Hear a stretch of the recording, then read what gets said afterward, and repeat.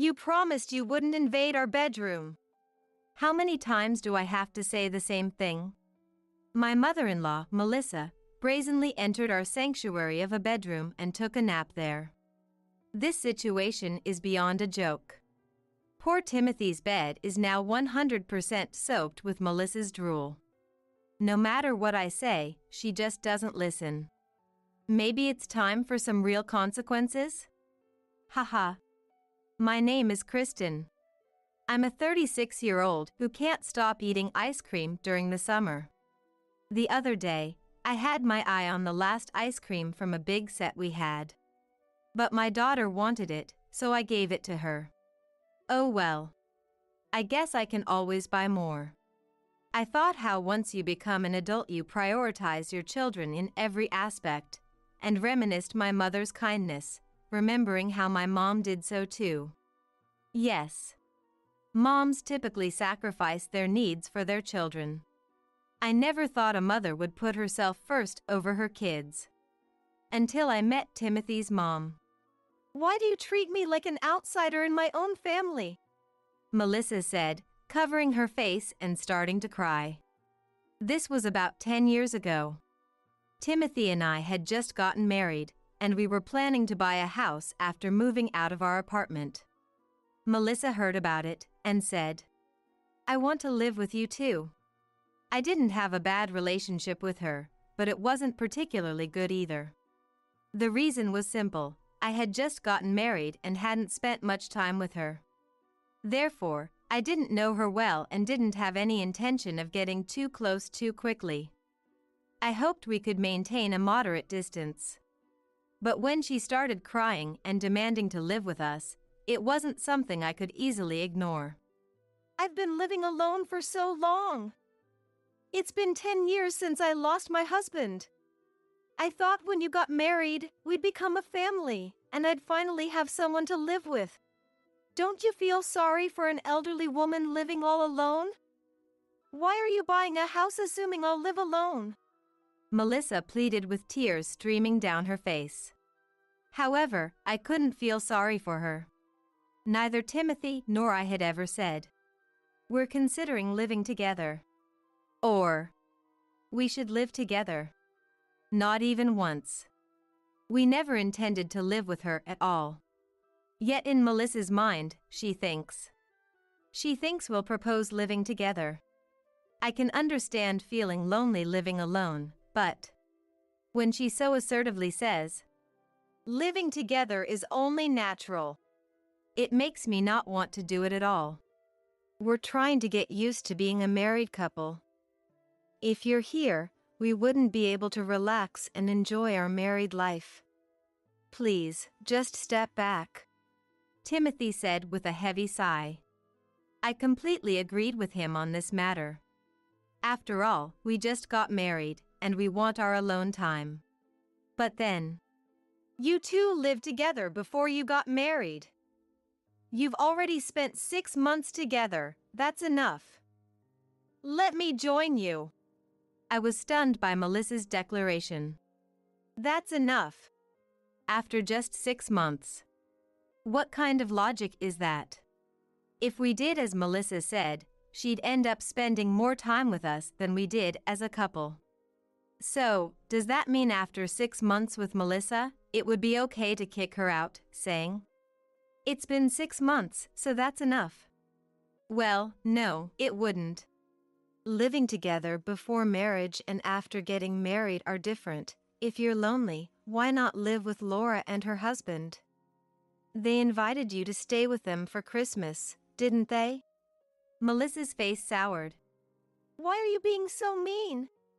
As she replied to Timothy. With all due respect, her mannerisms felt overly cutesy for her age. I realized for the first time that she might be a type of person I find difficult to deal with. Laura's husband Brian hates me. That's why I don't want to live with him, Melissa said, looking away. No, Mom, it's obvious you're the one who dislikes Brian. He's been trying so hard to talk to you, but you don't even make an effort to continue the conversation. That's not true. But it was Brian who suggested living together. Stop saying nonsense and go to them if you're lonely. Ignoring the person who offered first and coming to us is just low. Timothy's reasonable argument left Melissa visibly deflated. I thought she had given up on living with us, but 2 weeks later, an incident occurred. Laura refused to live with me, so please let me live with you. What? Melissa showed up at our apartment without any prior notice, once again pushing for cohabitation.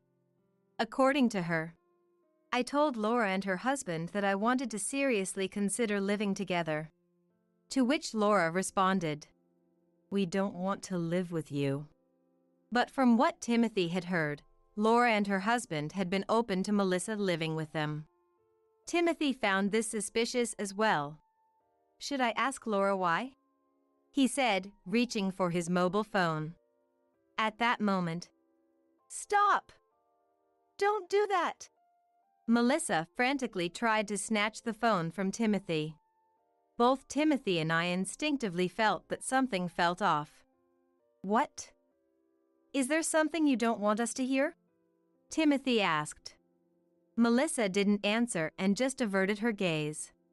It's pointless to ask, Timothy said, dialing Laura. Melissa watched the scene with a look of annoyance.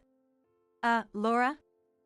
Mom's here right now, yeah, about the living situation. Not wanting Melissa to overhear, Timothy moved to the adjacent room while on the phone, closing the door behind him.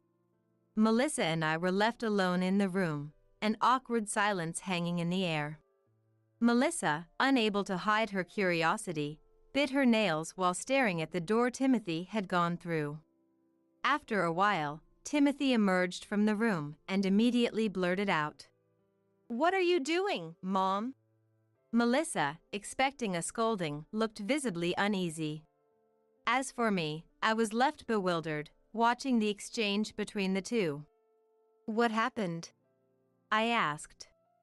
"Mom was staying with Laura and her husband for a few days." "What?" "But apparently, in just those few days, she said so much that it drove Brian nearly crazy." "Melissa did?" "Yeah. She complained about how he eats, among other things, and it was so annoying that Laura kicked her out." Hearing this, I was at a loss for words. Of course, Laura would kick out Melissa if her husband was being treated that way. It was a sensible decision. However, Melissa protested. "It wasn't complaining," defending herself. "I was just teaching him that making noise while eating isn't polite," she said. If that's true, then indeed. It might have sounded like nagging, but it was for his own good.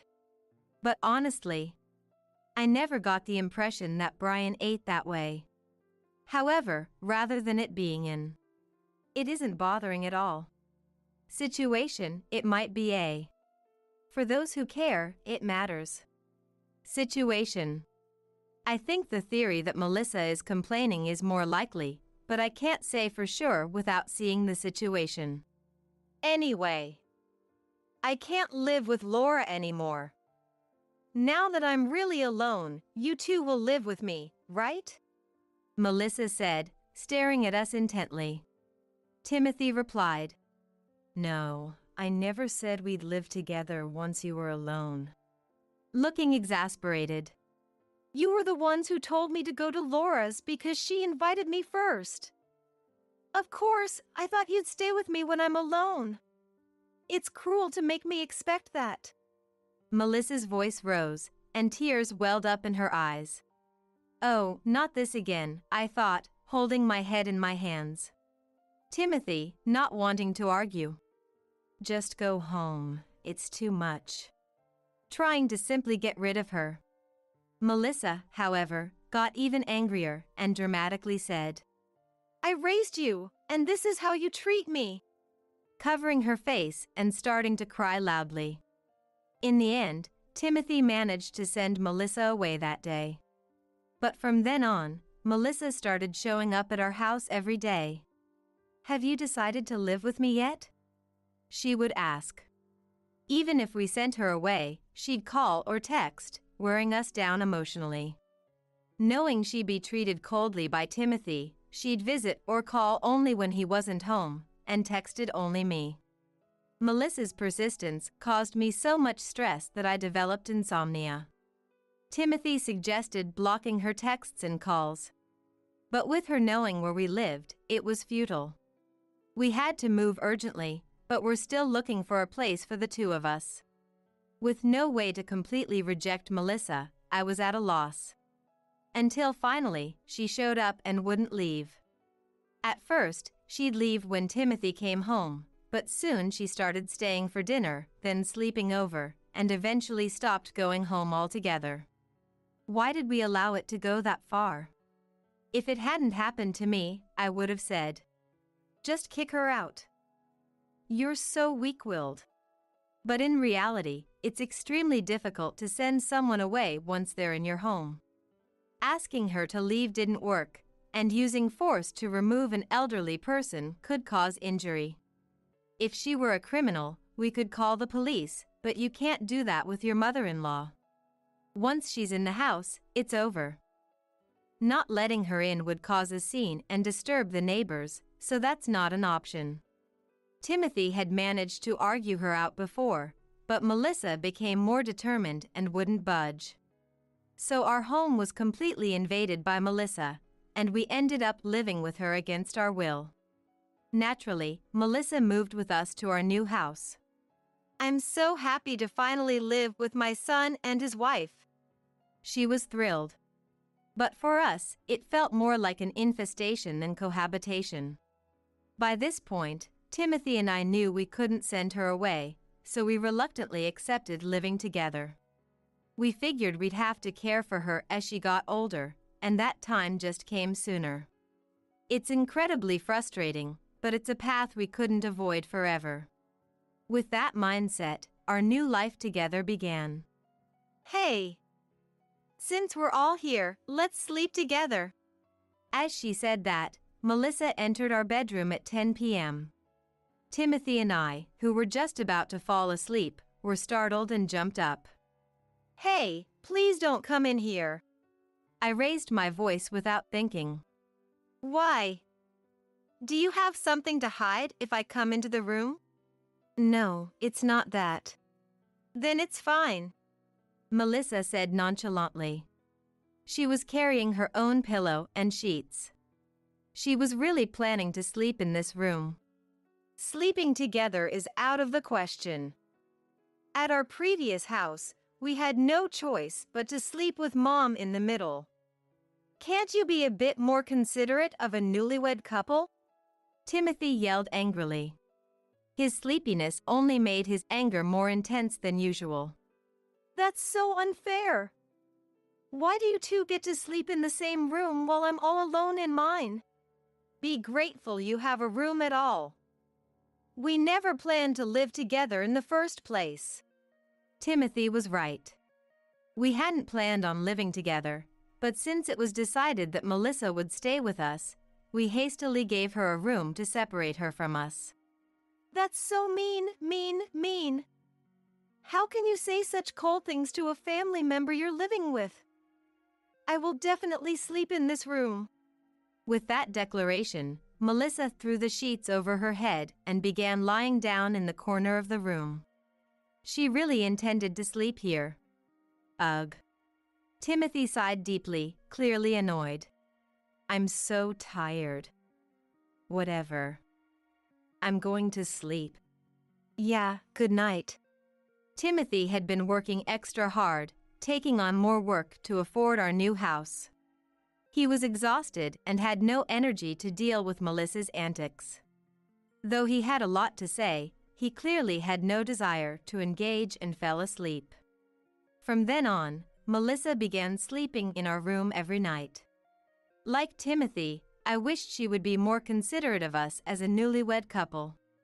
This way, our dream of growing our family would never come true. Yes, our family had grown, but we wanted to add children, not an old woman. Timothy must have been fed up with this situation too.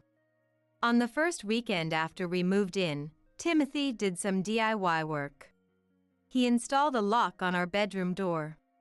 I never thought I'd be drilling holes in a brand new house just a week after moving in. We should have put a lock on from the start. Watching Timothy's weary back as he installed the lock, I couldn't help but laugh a little to myself. That night, Melissa tried to come into our room again, but thanks to the lock, she couldn't get in. Outside the room, she yelled, "Let me in!" But we ignored her. However, reducing our interaction with her might have been a mistake. Melissa started entering our bedroom during the day as well. This room was not just a bedroom but also our shared space, where I kept my clothes and accessories. "This necklace, my friend really admired it. Can I have it?" Melissa proudly showed me the necklace Timothy had given me for our anniversary. "Wah! It was in the drawer. Why are you wearing it without permission? Give it back."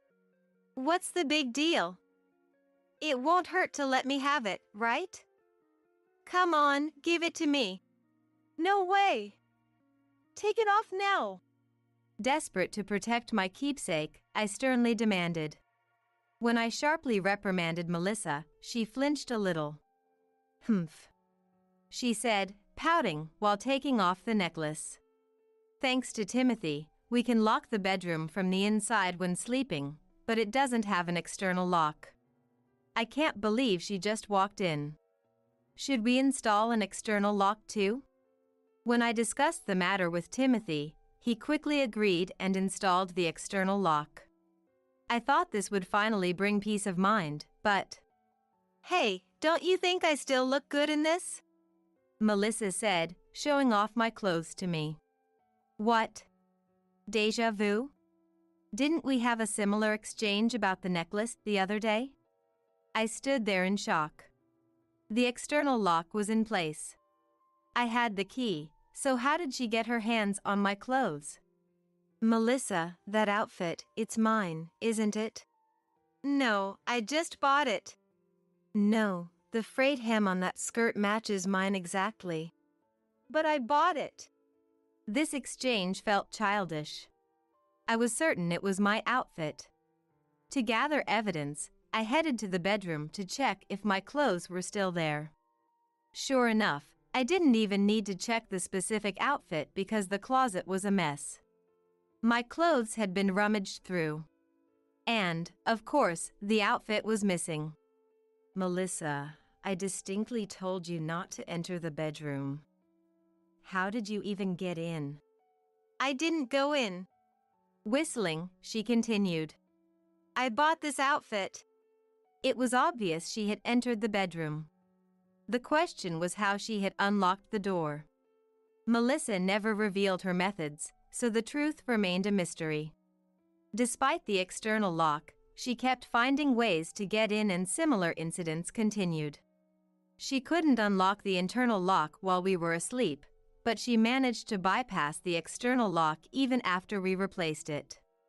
It seemed that techniques for picking locks with wires were widespread online, and Melissa was using those methods. At her worst, she not only unlocked the bedroom door and entered, but also drooled while napping on Timothy's bed. It was incredibly frustrating. "Melissa, could you please stop this?" "Huh?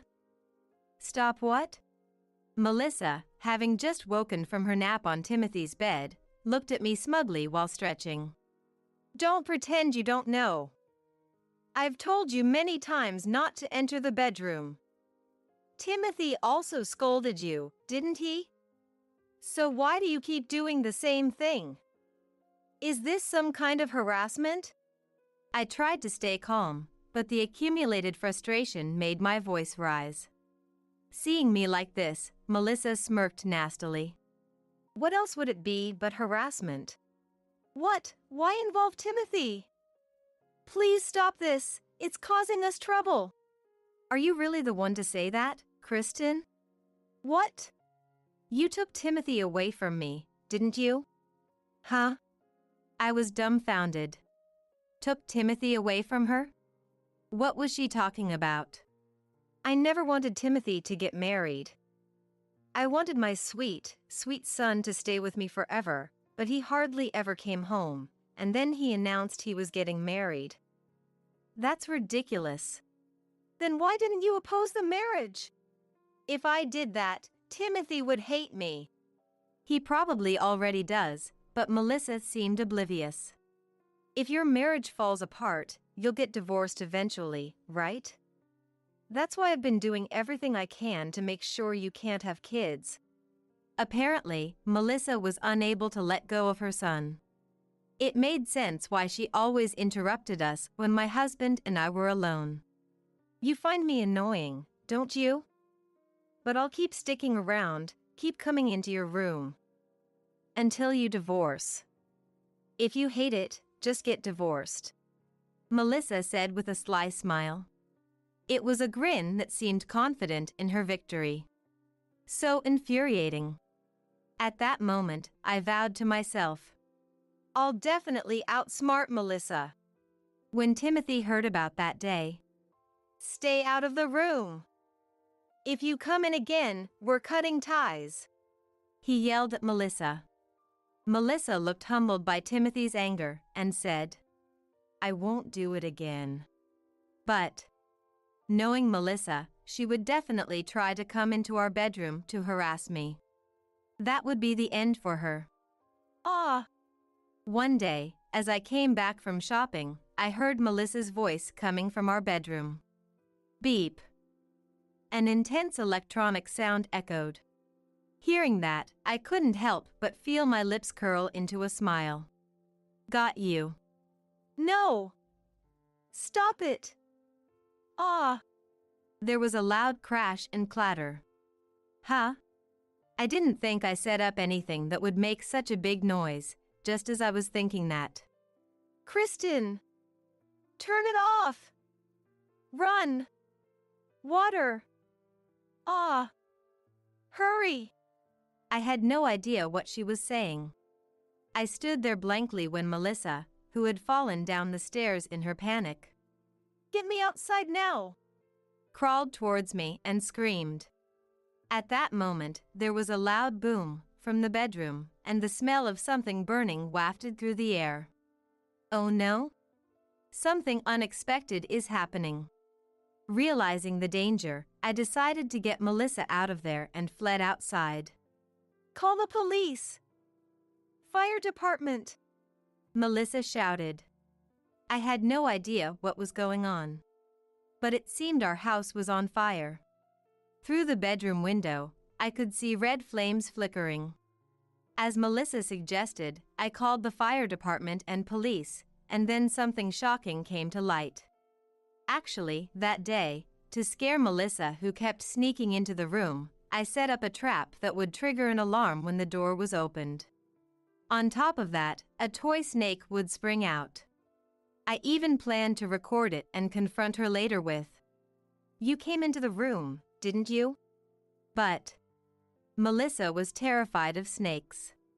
She thought the toy was real, and in her panic, she grabbed a nearby deodorant spray and lit it with a lighter. According to her, I wanted to scare the snake. But it was midsummer, and the spray can was heated, causing it to explode. Come on, using spray and fire together, anyone would know that's a bad idea. Not only did the police laugh for overdoing it, but it's good you didn't involve the neighboring houses. As an adult, you should know how to handle fire. They scolded her harshly. It's not my fault. The room looked different, so I was surprised. I'm not to blame. Yes, it's all Kristen's fault. The fire is because of Kristen. Desperately trying to plead her innocence in front of the police and fire department, Melissa looked frantic. Everyone there couldn't help but sigh. She shows no remorse. Trap? I don't know what you're talking about. But I did tell you not to go into the bedroom, right? It was a blatant lie, but a necessary one. Melissa didn't seem to realize I was subtly changing the subject and looked pale at my remark. Timothy also said there wouldn't be a next time, but you went into the room, didn't you? Well, that's... And now you've even caused a fire in our new house. What are we supposed to do about this? As I was demanding an explanation, Timothy rushed over, just coming home from work. I heard a commotion and realized it was at our place, Timothy said. Melissa managed to set the house on fire. What? Melissa trembled as she listened to the exchange between Timothy and me. Mom, you've already caused us so much trouble, and now you've started a fire? It's not what you think. It was an accident. You snuck into our bedroom and accidentally set a deodorant spray on fire, didn't you? Melissa fell silent at my words. Timothy, exasperated. That's not an accident. That's negligence, said. The police standing nearby nodded in agreement. What's going on here? You forced yourself into our lives, and now you've burned down the new house I worked so hard to buy? No, Timothy. Mom just wanted to be with you because she cares about you. You're causing nothing but trouble. Timothy's harsh rejection twisted Melissa's face in agony. You don't have to be so mean, Melissa sobbed. I'm the one who should be crying. Do you have any idea how many extra hours I worked to save up for this house? Please, be nicer to me, wah. Stop that disgusting crying. No matter how much you cry, I will never forgive you for this. I'm sorry. Apologies won't bring the house back. If you have the time to apologize, get a job and pay me back. Melissa, who intended to annoy me, had ended up causing the greatest annoyance to her beloved son. Melissa's sobs grew more genuine, contrasting her usual fake tears. But Timothy looked even closer to tears than Melissa did. No wonder, since he had been working tirelessly day and night. I can't take it anymore. I want my house back, Timothy said, crouching down with his head in his hands. I'm so sorry, Timothy, truly. I'll apologize for the rest of my life. I don't need your apologies. I don't even want to see your face. Just go away, Mom. With that, Timothy made a dismissive gesture towards Melissa. Timothy's heartless action made Melissa's tears flow even more. I'm sorry, I really didn't mean for this to happen. Please, forgive me, Timothy. Melissa pleaded, rubbing her forehead on the ground. Timothy didn't even look at her, and just stared at the burning house. Aren't you ashamed, Melissa? What? Melissa looked shocked at my words, clearly not understanding their full meaning. Everything Timothy said is right. We didn't want you to live with us, but you forced your way in. We had no choice but to accept it. Then you tried to ruin our marriage by bothering me constantly, ignoring our requests, and making a mess in our home. And now you've caused an incident serious enough to call the police. You're a complete bad luck charm for our home. And despite all this, you keep saying things like I didn't mean it or be nice to me, only thinking of yourself. Let me ask you again, aren't you ashamed? Melissa opened her mouth to respond. Well, but quickly fell silent. She couldn't find the words to defend herself. It seemed she was aware of her embarrassing behavior. How are you going to take responsibility for this fire? What? Responsibility? I couldn't possibly. No, you started the fire. We won't go easy on you just because you're family. That's unfair. Melissa, who was pale and shaken, didn't seem to grasp the gravity of Timothy's words. Well, only legally are we family, I mean, Timothy remarked. Melissa, shocked, looked between Timothy and me, not understanding. Oh, was that unclear? Let me be clear. from now on, don't involve us. We are cutting ties. What? Seeing Timothy's glare, she seemed to realize that it wasn't a joke. Melissa's face turned stony. I'll take responsibility. Please, don't say that, she pleaded, clinging to Timothy. Taking responsibility is a given. Cutting ties is part of it. I really don't want to deal with you anymore. No. I'll find a way to get the money. Please. Shut up. I'm tired of being dragged around by a troublesome parent. You've been controlling me since I was a kid. That's because I loved you, Timothy. If you love me, then love my wife too. No husband can stand by while his wife is being harassed. What you're doing to her is the same as doing it to me. Realizing the weight of her actions, Melissa released Timothy and slumped to the ground, her face ashen. I'm sorry, she mumbled repeatedly, almost incoherently. But Timothy only responded with, Be quiet. He didn't even look at her again, leaving Melissa there. After that incident, Timothy's thorough rebuke seemed to have had an impact, and Melissa surprisingly provided the moving expenses without much fuss. We could have repaired the house with fire insurance, but after having a family feud in public, we decided to move due to the prying eyes of the neighbors. Besides, Melissa knew the location of the house. To completely sever ties, we decided to move to another house without giving Melissa our new address. Melissa, who had sold her own house when she moved in with us, naturally lost her place to live when we gave up the burned new house. Seeking a place to stay, she apologized to Laura and her husband and asked to live with them. But hearing about the feud between us and Melissa, we're not dumb enough to let you move in after hearing all that, Laura said. Laura's refusal was expected, given her previous issues with Melissa. According to Laura, with nowhere else to go, Melissa started working at a live-in job at a hotel. But that hotel was on the verge of bankruptcy, and the working conditions were terrible. Due to constant understaffing, she was often called to work even during her sleep hours and had to help with preparations for the next day.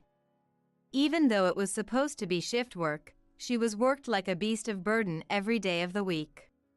Most employees quit within 1 or 2 weeks, so the staff mainly consisted of people like Melissa who had nowhere else to go or those with issues. The human relations there were horrible, and even the meager salary she earned was often stolen by other employees. I heard that the owner is a grumpy-faced old man. I hope everything goes smoothly, ha ha ha. Meanwhile, Timothy and I found out I was pregnant the year we moved to the neighboring town. Now, we are blessed with 3 children. We have 2 girls and 1 boy.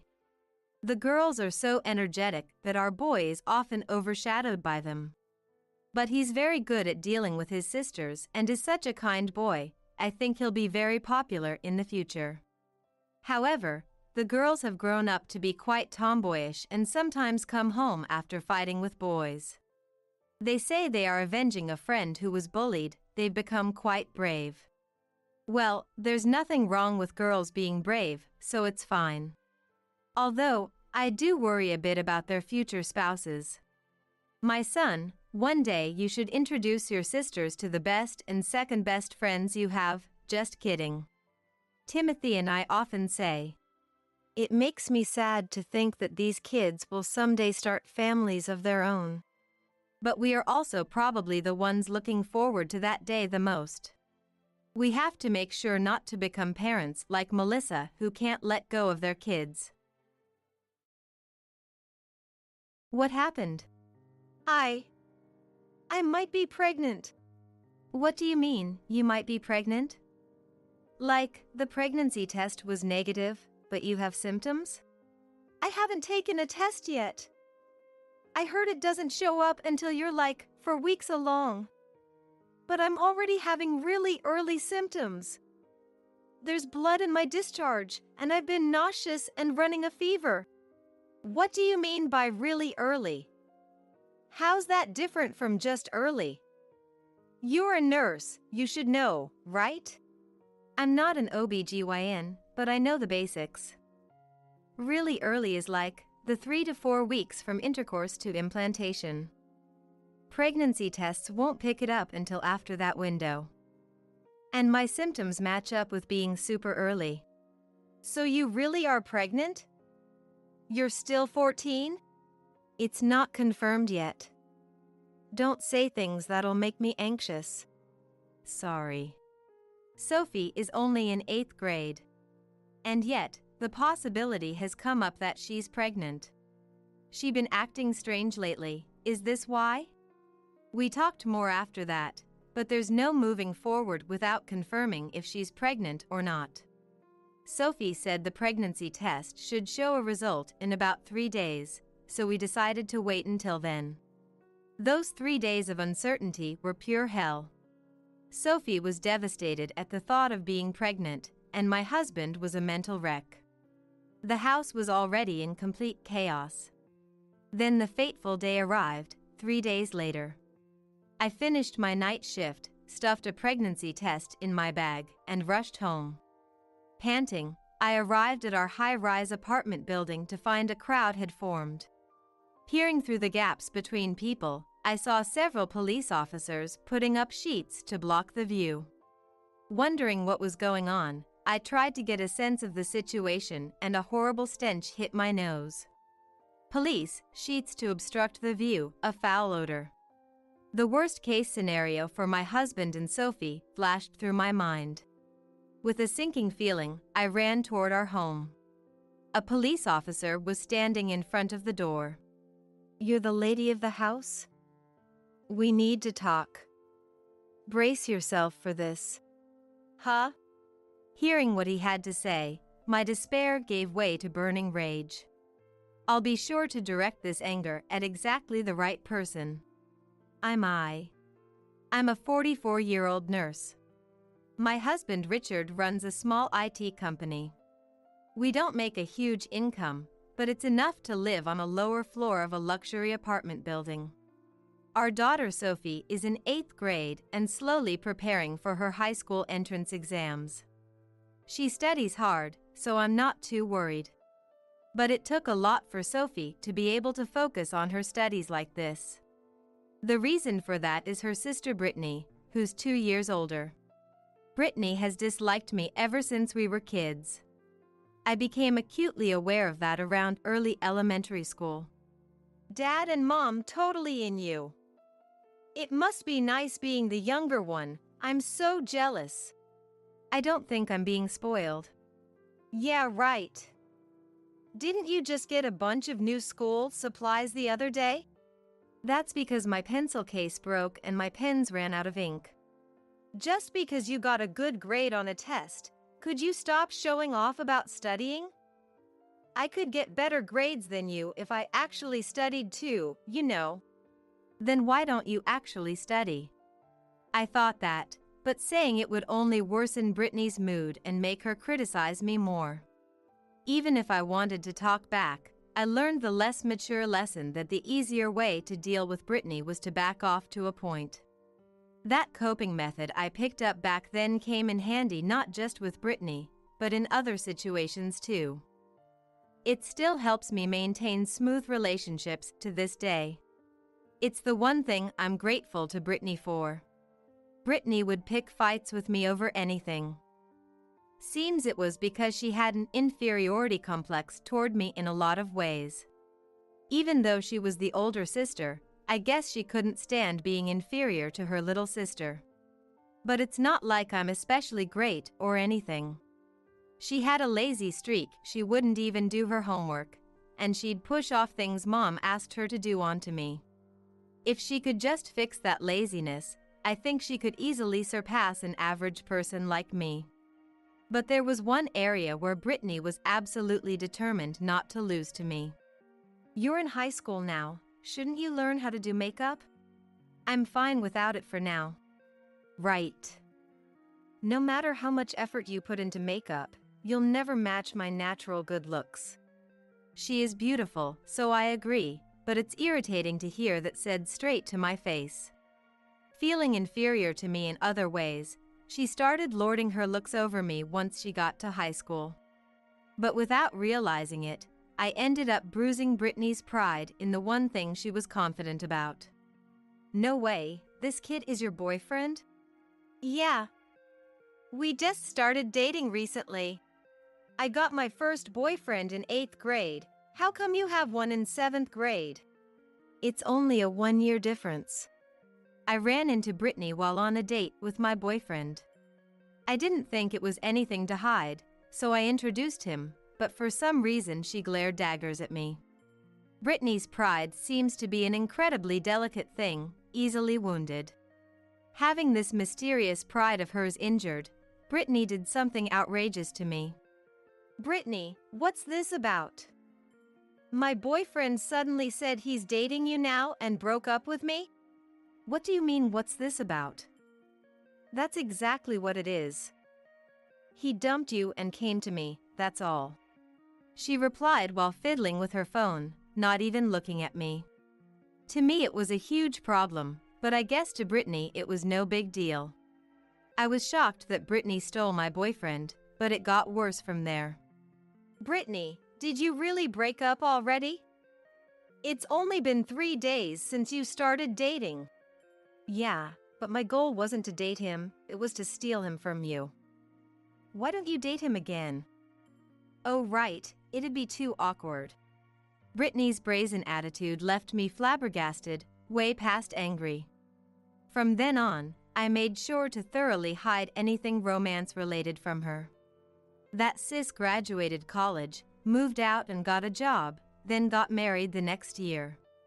Seeing her looking so blissful with her husband in her wedding dress, I thought surely getting married would mellow out her personality. But rather than mellowing out, her personality took a nosedive from there. A year after she got married, I also graduated college. I moved out when I got a job. And right then, Brittany moved back in with our parents. That jerk keeps nagging me, do the laundry properly, clean the house, make me food. If he's got complaints, he should do it himself. Didn't you quit your job to be a housewife when you got married? The way I see it, why should I have to do housework just because I'm a housewife? Then what does housewife means? She said it so matter-of-factly that I almost thought I misunderstood the meaning of the word. She ended up getting divorced after just a year of marriage. Divorce isn't that rare, and I don't mind her moving back home. But I felt uneasy about moving out and leaving Brittany there. Don't worry about Dad and Mom. I'll take care of them. In exchange, I'm getting all the inheritance. When I left home, Brittany saw me off at the door, waving and smiling. I'd like to think she was joking, but considering everything up until now, it's scary that it doesn't sound like a joke. Next to Brittany, our parents had strained smiles on their faces. Brittany has been living at home ever since. She doesn't work, stays unemployed. She doesn't contribute a penny and doesn't lift a finger around the house. Basically, she's been mooching off our parents this whole time. But Brittany has her own twisted logic. I'll take care of them in the future, so they're taking care of me now.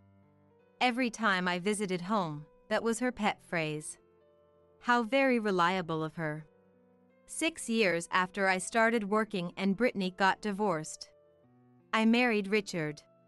Huh, you bagged yourself a hottie. Don't say it like that. What does Richard do for work? I run a small IT-related company.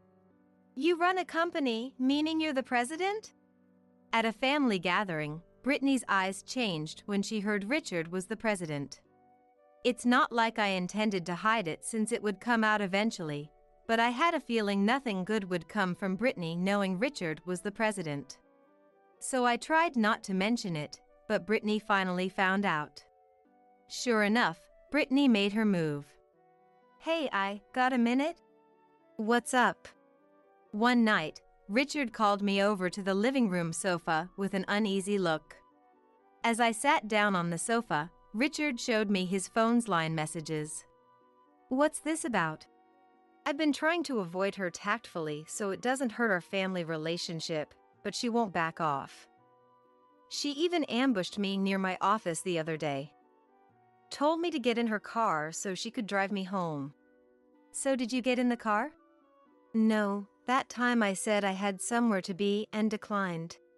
Looking at Richard's line, there was a flood of messages from Brittany. Most of them were invitations to meals. The incident from high school, when she stole and quickly dumped my boyfriend, came rushing back. Brittany was clearly up to no good with Richard. I'm so sorry. I apologized to the dejected Richard on behalf of my family member. A few days later, I got screenshots of the line messages from Richard and headed to my parents' place. Aren't you too old for this embarrassing nonsense? What embarrassing nonsense? I was just trying to get closer to Richard since he's family now. I called a family meeting at my parents' house, but Brittany looked unfazed even when shown the line screenshots. It was bad enough when she stole my boyfriend, but this time she went after my husband. Meaning she had tried to cheat with him. Seeing no remorse on her face and not a word of apology, I got fed up. Enough already! Can't you stop messing with me just because you don't like me? Stop with the paranoid delusions. It's not a delusion. You targeted Richard and failed, right? You're 30 now. You're not young enough to draw men in with your looks anymore. Excuse me? I slammed the table and got in Brittany's face, then she slammed the table too and snapped back, enraged by my words. Our parents were shaken up by our fighting. In the end, Brittany stuck to her claim that she just wanted to get closer to Richard as family. So Richard and I told her we had no desire to get chummy with her and made her promise to keep her distance from us as a couple. Hearing us out, our parents looked so sad it made my heart ache, but I couldn't forgive her this time. 2 years after cutting ties with Brittany, our daughter Sophie was born. With Sophie's birth, we needed a bit more space, so we decided to move to a high-rise apartment building. It was a high-rise, but we got a low second-floor unit so the rent was cheaper than the higher floors. But the cheap rent wasn't the only reason we chose the second floor. In the high-rise we moved to, the residential units start from the second floor. So when Sophie gets a bit older, we won't have to worry about her uniquely loud kid footsteps bothering downstairs neighbors. And even on the second floor, we can use the building's rooftop garden, pool, and other facilities. The second floor was just right for us in many ways. After we finished moving, my parents came over for a housewarming. That's when they asked me to make up with Brittany. Ever since the explosive argument with her sister Brittany, I has barely exchanged a single word with her, only catching a glimpse of her face when visiting their parents' home. When little Sophie was born, it seems she was shown photographs by their parents, but she has yet to meet her precious niece in person. Even with the recent move, Brittany was treated like an outcast, left out of the loop, and seen to be drowning in loneliness. I, deciding that Brittany had likely reflected on her past actions, extended an olive branch and invited her over to their new home. I'm truly sorry for all the trouble I caused before. I understand. Let's put it behind us. Are you okay with that too, honey? I asked, turning to her husband. Yeah, I've got no issues with it. Richard replied, his tone neutral. When Brittany arrived at I's doorstep and saw the couple's faces, she immediately launched into a deep, heartfelt apology. She seemed far more repentant than I had anticipated, so right then and there, I and Richard decided to bury the hatchet regarding the incident where Brittany had tried to steal Richard away. After cooing over Sophie's adorable face and taking a quick tour of the house, I and Brittany made their way to the rooftop garden, just the two of them. Wow, it's like a mini park up here. And the view is simply stunning, Brittany exclaimed, her eyes wide with wonder. Brittany grabbed onto the wire mesh fence with her hands, frolicking about like a giddy child as she soaked in the breathtaking view from the rooftop. Be careful. That's dangerous, I warned, her voice laced with concern. Oh, don't worry, this fence is incredibly sturdy. And it's quite high too. But you know, since it's wire mesh, you could probably climb over it if you really wanted to. It almost feels like with this, you could just spread your wings and fly away whenever life gets too tough to handle. Brittany mused, a wistful smile playing on her lips. It seemed that Brittany hadn't changed one bit. She was probably just joking around, but the way she said things that didn't quite sound like jokes while flashing a grin was unsettling. I returned Brittany's beaming smile with a strained, polite one of her own. Later that evening, after Brittany had left, I received a call from their parents. I'm telling you, those are just wild accusations that Brittany is making up on her own. None of it is true, I insisted, her voice rising with each word. It turned out that Brittany had gone home and spun all sorts of tall tales to their parents, a mix of truth and fiction. She claimed that the reason I and Richard had chosen a lower floor in the high-rise instead of a higher one was that Richard's company was in financial trouble. Brittany alleged that Richard had racked up a mountain of debt that was still snowballing out of control. She even went so far as to suggest to their parents that I and Richard's once blissful marriage was on the rocks due to the crippling debt. Of course, none of it was true, and I vehemently denied everything. But it seemed that Brittany had anticipated I's denials and preemptively warned their parents that I would try to hide the truth. As a result, their parents bombarded I with questions like, "Tell us the truth. What Brittany is saying is all lies, right?" And remained skeptical of I's explanations for quite some time. It appeared that Brittany was up to her same old tricks, and her initial apology had been nothing more than a superficial act. After reconciling with her for just one day, I promptly banned her from their home. But even after that, she continued her troubling behavior, occasionally spreading bizarre rumors about us and persistently trying to contact them to see Sophie despite being explicitly forbidden from doing so. While these incidents were bothersome, they could have been brushed off and ignored. However, when Sophie was in the 4th grade, her actions took a far more serious turn. "Sophie, where on earth have you been out so late?" I demanded, her voice trembling with a mixture of anger and relief. "We were worried sick about you," Richard chimed in, his brow furrowed with concern. "Huh? I was just hanging out with Auntie Brittany. She said she'd let you know, Mom," Sophie explained, confusion etched on her young face. "It's Brittany again," I muttered under her breath, her jaw clenching with frustration. One day, Sophie failed to come home after school, not returning until around 8 p.m. I and Richard had just been discussing the possibility of contacting the police, as Sophie was nowhere to be found. As the tension drained from their bodies upon Sophie's safe return, I and Richard sank to the floor right where they stood. The moment Sophie mentioned that she had been with Brittany, the pieces clicked into place for I, and she immediately dialed Brittany's number. "What on earth were you thinking? It's common sense to let us know where our daughter is," I practically shouted into the phone. "I'm sorry, did I worry you?" "There's no need to get so angry. I just got a little carried away with excitement since you never let me see Sophie.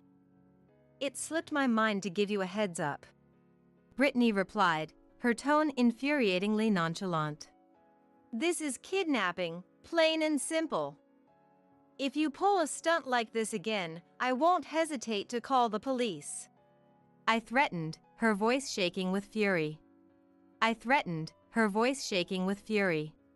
Kidnapping?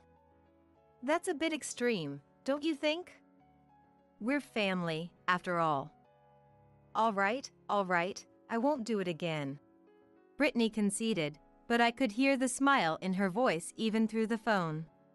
It was clear that she was reveling in my anger and flustered reaction. It had been this way ever since they were children. I constantly found herself at the mercy of her whims and manipulations. I feels that her terrible behavior has gotten worse, especially since getting married. This time, even Sophie was dragged into it. Moreover, it seems that Brittany's latest harassment has led to unexpected events. Why can't I play with Auntie? You always say to get along with everyone, Mom. That's about your friends, it doesn't really apply to your aunt. Auntie was really nice. She bought me ice cream, snacks, and even a keychain. That wasn't for your sake, it was for my— No, that sounds weird to say. I don't understand what you're saying. Mom, you're not making sense. I tried to explain in a way that even a 10-year-old could understand, but she struggled to explain it well. It seems that Sophie had so much fun playing with Brittany that she grew attached to her. However, I couldn't let Brittany and Sophie be together.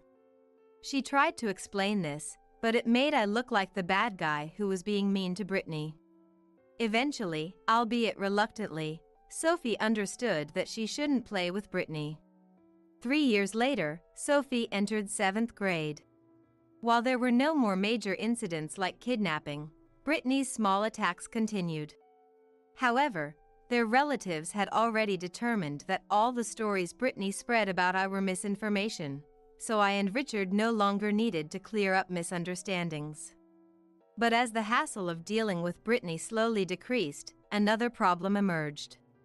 I heard you're not going to club activities. Yet you come home late. Where are you going and what are you doing if not to club? What does it matter where I am? Just leave me alone. How can I leave you alone? Aren't you worried that something might happen? Stop nagging.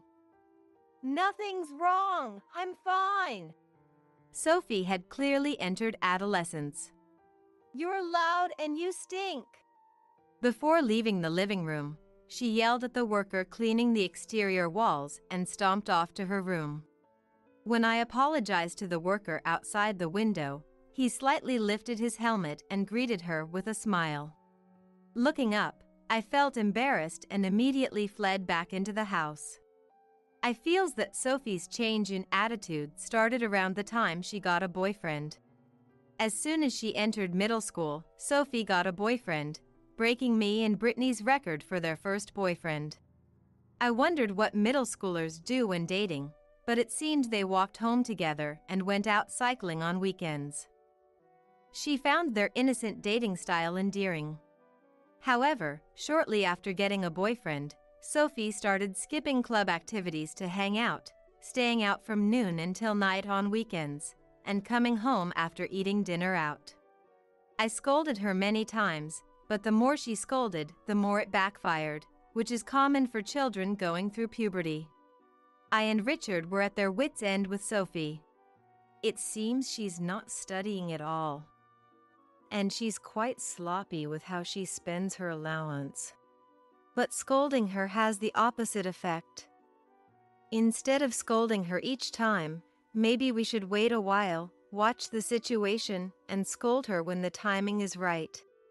Is it really okay to take such a leisurely approach? Adolescence only lasts a short while, right?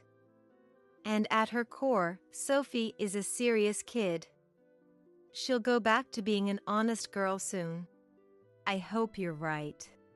Richard has a gentle personality and I has never seen him get angry at her. I wanted him to scold her strictly like a father should, but it seemed she couldn't expect that from him. As Richard suggested, from then on I tried to scold Sophie little by little while observing her behavior. However, this may have been a mistake. Perhaps thinking she wouldn't be harshly scolded no matter what she did, Sophie's attitude didn't change even after a year. Sophie, you're already in 8th grade. Isn't it about time you start thinking about entrance exams? You understand that, right? I know that without you telling me. I'm going to school properly, so you can't complain, right? Just going isn't good enough.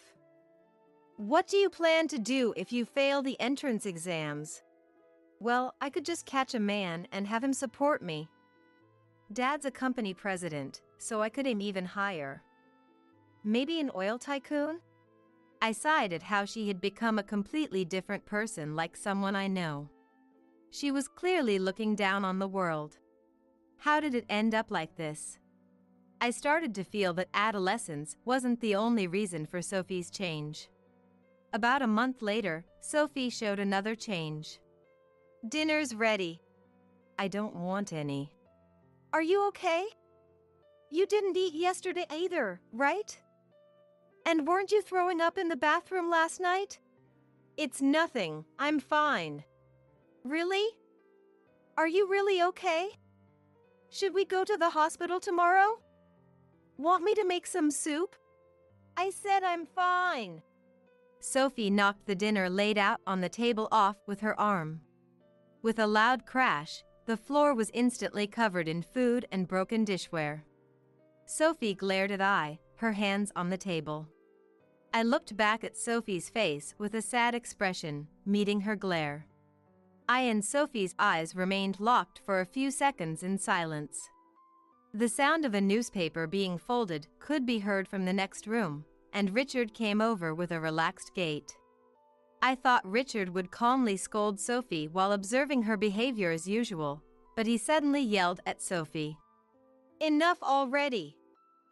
Don't you understand how worried your mom is? I flinched at Richard's loud voice, which she rarely heard.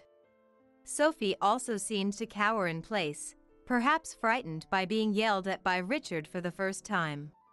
It seemed Richard had been listening to their exchange from the next room. If there's something troubling you, try talking to us about it. Your mom and I are on your side no matter what. I just don't know what to do anymore. Richard's tone changed completely from when he yelled, speaking to Sophie with his usual gentle voice. Something seemed to snap inside Sophie, and she started to cry. I and the others moved from the dining room to the living room and had Sophie sit on the sofa to hear her out. What happened? I might be pregnant. I and Richard silently looked at each other. The unexpected words that came out of Sophie's mouth clearly had Richard shaken up too. However, now was not the time to get flustered. First, I want to confirm, have you done that kind of thing before, Sophie? Sophie nodded silently. With your boyfriend? Sophie nodded silently again. I had a few more questions about the act itself, but any more might be too much for Richard to handle mentally. I hadn't checked Richard's expression, but she could imagine it was probably quite a sight. What do you mean you might be pregnant? Like, you took a pregnancy test and it was negative, but you have pregnancy symptoms? I haven't tried a pregnancy test yet. Those don't show a reaction until around 4 weeks into the pregnancy, right? But I already have very early symptoms. There's blood mixed in with my discharge. I have nausea. My body temperature is high. What do you mean by very early? How is that different from just early? You're a nurse, so you should know, right? I'm not in obstetrics and gynecology, but I kind of get it. Very early means from the time of the act until implantation occurs, which is about 3 to 4 weeks. Like Sophie said, pregnancy tests won't show a reaction until this very early stage is over. Her symptoms match those of the very early stage too. So Sophie really is pregnant? You still 14. It's not confirmed yet. Don't say things that will make Sophie anxious. Sorry. Sophie, who had just calmed down, was on the verge of tears again. She seemed to be clenching her back teeth to keep the tears from flowing. You sure know a lot about pregnancy tests and the very early stage. I looked it up online. Why did you do that kind of thing with your boyfriend? One of my friends had already done it. When I asked about it, everyone said they wanted to experience it soon too, and it turned into a competition of sorts to see who would do it next. Sophie didn't meet I's eyes as she answered. She likely felt remorse and regret for what she had done, but I thought Sophie couldn't meet her gaze because she was lying. There was no definitive proof. It was just a mother's intuition. However, even if Sophie was lying, they had to resolve the major problem of her possibly being pregnant first. It wouldn't be good to expand the issue right now. I decided not to pursue the matter with her. They talked about various other things after that, but there was no way to progress the conversation without confirming whether Sophie was pregnant or not. According to Sophie, it would take about 3 more days before a pregnancy test would show a reaction, so they decided to wait until then. Those 3 days of uncertainty were hell itself. The next day, Sophie became too anxious to go to school. They told the school she had a cold. Today was Friday, tomorrow was Saturday, and there was no school, and the day after that would be the fateful 3rd day. I prayed that the pregnancy test would be negative on Sunday and things would go back to normal on Monday. As for Richard, he went to work. However, even though there were still 3 days left, he seemed restless from the morning as if Sophie was about to take the test at any moment, so he probably couldn't focus on his job. When Richard got home from work, he looked haggard. The mental strain seemed to be even worse than I had imagined. Sophie might be pregnant, and Richard's psyche was crumbling. The situation at home was already dire. On the fateful Sunday, I, who was coming off a night shift, hurried home with a pregnancy test in her bag. Arriving out of breath in front of the high-rise apartment building, she saw that a crowd had gathered for some reason. Peeking through the gaps between people, she saw several police officers putting up sheets to block the view. Wondering what had happened, I observed the situation and caught a whiff of a nose-wrinkling stench. A crowd, police, sheets to obstruct the view, a foul odor. The image of Richard and Sophie climbing over the fence of the rooftop garden flashed through my mind. She had a bad feeling about this. I ran towards her home. She couldn't wait for the elevator, so she dashed up the stairs. It was Sunday, so both Richard and Sophie should be home. I forcibly tried to replace the recurring mental image of the rooftop garden with one of Richard and Sophie relaxing at home. However, as she climbed the stairs, the rooftop garden scene returned to I's mind. A police officer was standing in front of her door. Despite having run the whole way, I approached her own home with slow, measured steps. Her pace gradually slowed until despair stopped I's feet in their tracks before she could reach the door. The officer, noticing I, walked over to her. "Are you a resident of this home? I have something to tell you. Brace yourself for what you're about to hear." "What?" Upon hearing what the officer had to say, I's despair vanished and was replaced by fury. She would be sure to direct this anger at the person who rightly deserved it. I first entered her home to drop off her things, then headed back out to the front of the high-rise. The crowd still hadn't dispersed. I looked around and spotted a certain individual in the crowd, grabbing them by the arm. "Whoa! You scared me." "Oh, it's you. Don't frighten me like that. Hey, come to my place for a sec." "What? Really? I thought I was banned from your house." "Never mind that. Just hurry up and come with me." "Wait a sec.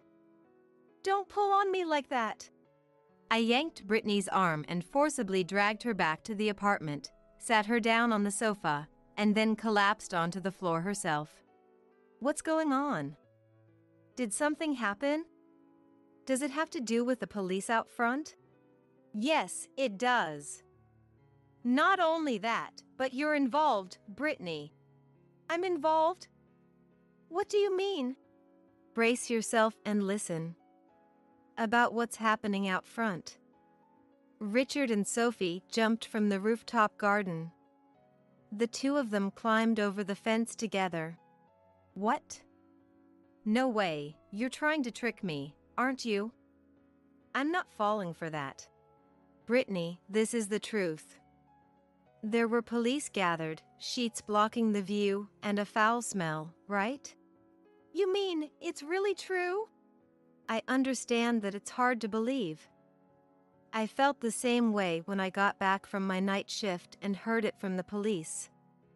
But unfortunately, it's true. You see, Sophie said she might be pregnant. After that, things at home were a mess, with Sophie shutting herself in and Richard having a mental breakdown. They must have reached their limit. Yesterday evening after I left for work, sometime during the night. No one noticed all night, so the two of them were left outside like that until morning. Then they were discovered when morning came. As she listened to I's story, her face grew paler and paler. It wasn't just the shock of hearing that her relatives had done such a thing. The root cause of Richard and Sophie ending up like this lay with Brittany. Brittany, why were you near our apartment building? Oh, I have a friend who lives nearby. I was planning to go to her place today, but I saw the crowd gathering and went to check it out. Brittany, I just explained what happened to them. Now's not the time for lies. What? I took out a smartphone, opened a social media app, and placed it on the table. It was Sophie's phone. The screen showed her correspondence with Brittany. It looks like you'd been secretly meeting with Sophie and giving her allowance money since she started middle school. You usually met on Sundays. So you came here today to see Sophie too, right? I apologize for meeting her in secret. But is it really so wrong for me to see Sophie? That's not the point, is it? Tell me why you were giving Sophie money. Brittany's gaze shifted to Sophie's smartphone and she fell silent for a moment. But after a few seconds, she turned to I with a pained expression. Looking I in the eye, she finally began to tell the truth. No good comes from kids having money, right? The same goes for adults. So I was giving Sophie an allowance of about $100 a month. I figured that would make her become depraved and less diligent, which would trouble you. I also took the chance to badmouth you while I was at it. So Sophie's change in attitude since starting middle school was because of the money you were giving her. Did you know about the pregnancy? I did. I encouraged her, telling her she could gain the upper hand on her friends by losing her virginity. I told her lots of things, like how there are other middle school girls who have sex for the first time, and how you had your first time with a teacher back in middle school. Why did you have to make it about me? I didn't do anything like that in middle school. You took every chance you could to speak ill of me. And Sophie, swayed by your words, went and had her first sexual experience. That's right. Afterwards, I met up with Sophie, touched her body, and lied that her temperature was high and she might be in the very early stages of pregnancy. I kept feeding her more information and fueled her anxiety, telling her she might be pregnant. Then it was like she had a phantom pregnancy and actually started showing very early symptoms. Even though I had taught her to use protection when she had sex for the first time, so she shouldn't actually be pregnant. Kids sure are naive and cute, aren't they? But if she took a test, she'd find out right away that she's not pregnant, right? It takes about 3 to 4 weeks before a pregnancy test will show a reaction, doesn't it? If Sophie gets anxious and stirs things up at home during that time, it'll trouble you again, won't it? You dragged Sophie into this mess just to harass me? I can't believe it. Do you have any idea how much she suffered? I never thought she'd be driven to this point. But thinking about it, I guess the possibility wasn't zero. A middle schooler getting pregnant from her first time. Not only for her, but the father wouldn't be able to handle it either. If either one of them said they wanted to end it, it wouldn't be strange for them to do it together. Brittany slumped in dejection. She had essentially taken people's lives, so she was likely being crushed by regret and guilt. At this rate, Brittany might do something drastic out of a sense of responsibility. It was about time to bring this to an end. It was pretty much how I imagined. Yeah, that's exactly it. Auntie, you're the worst. I can't believe you used me like that. Mom, I'm so sorry for everything. Sophie, you've been apologizing this whole time. You get that you're the biggest victim here, right? What? What do you mean? They're alive? Then what about the police out front? The stench? On cue with I's words, Richard and Sophie emerged from the next room where they had been hiding. Brittany seemed confused by the fact that the two were alive, the police out front, and the elaborate ruse they had staged. Her gaze wandered aimlessly as she looked around.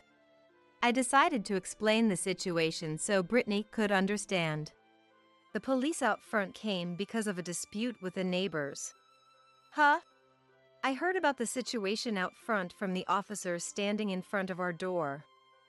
It also made me realize the connection between Sophie and you. Brace yourself for what you're about to hear. The target of this incident was you. What? What are you talking about? Recently, the management company contacted me about someone who was harassing the apartment building by throwing raw garbage at it. They installed security cameras, identified the culprit, and learned that the acts were often committed early on Sunday mornings, so they were staking the place out. Raw garbage being thrown at the apartment building?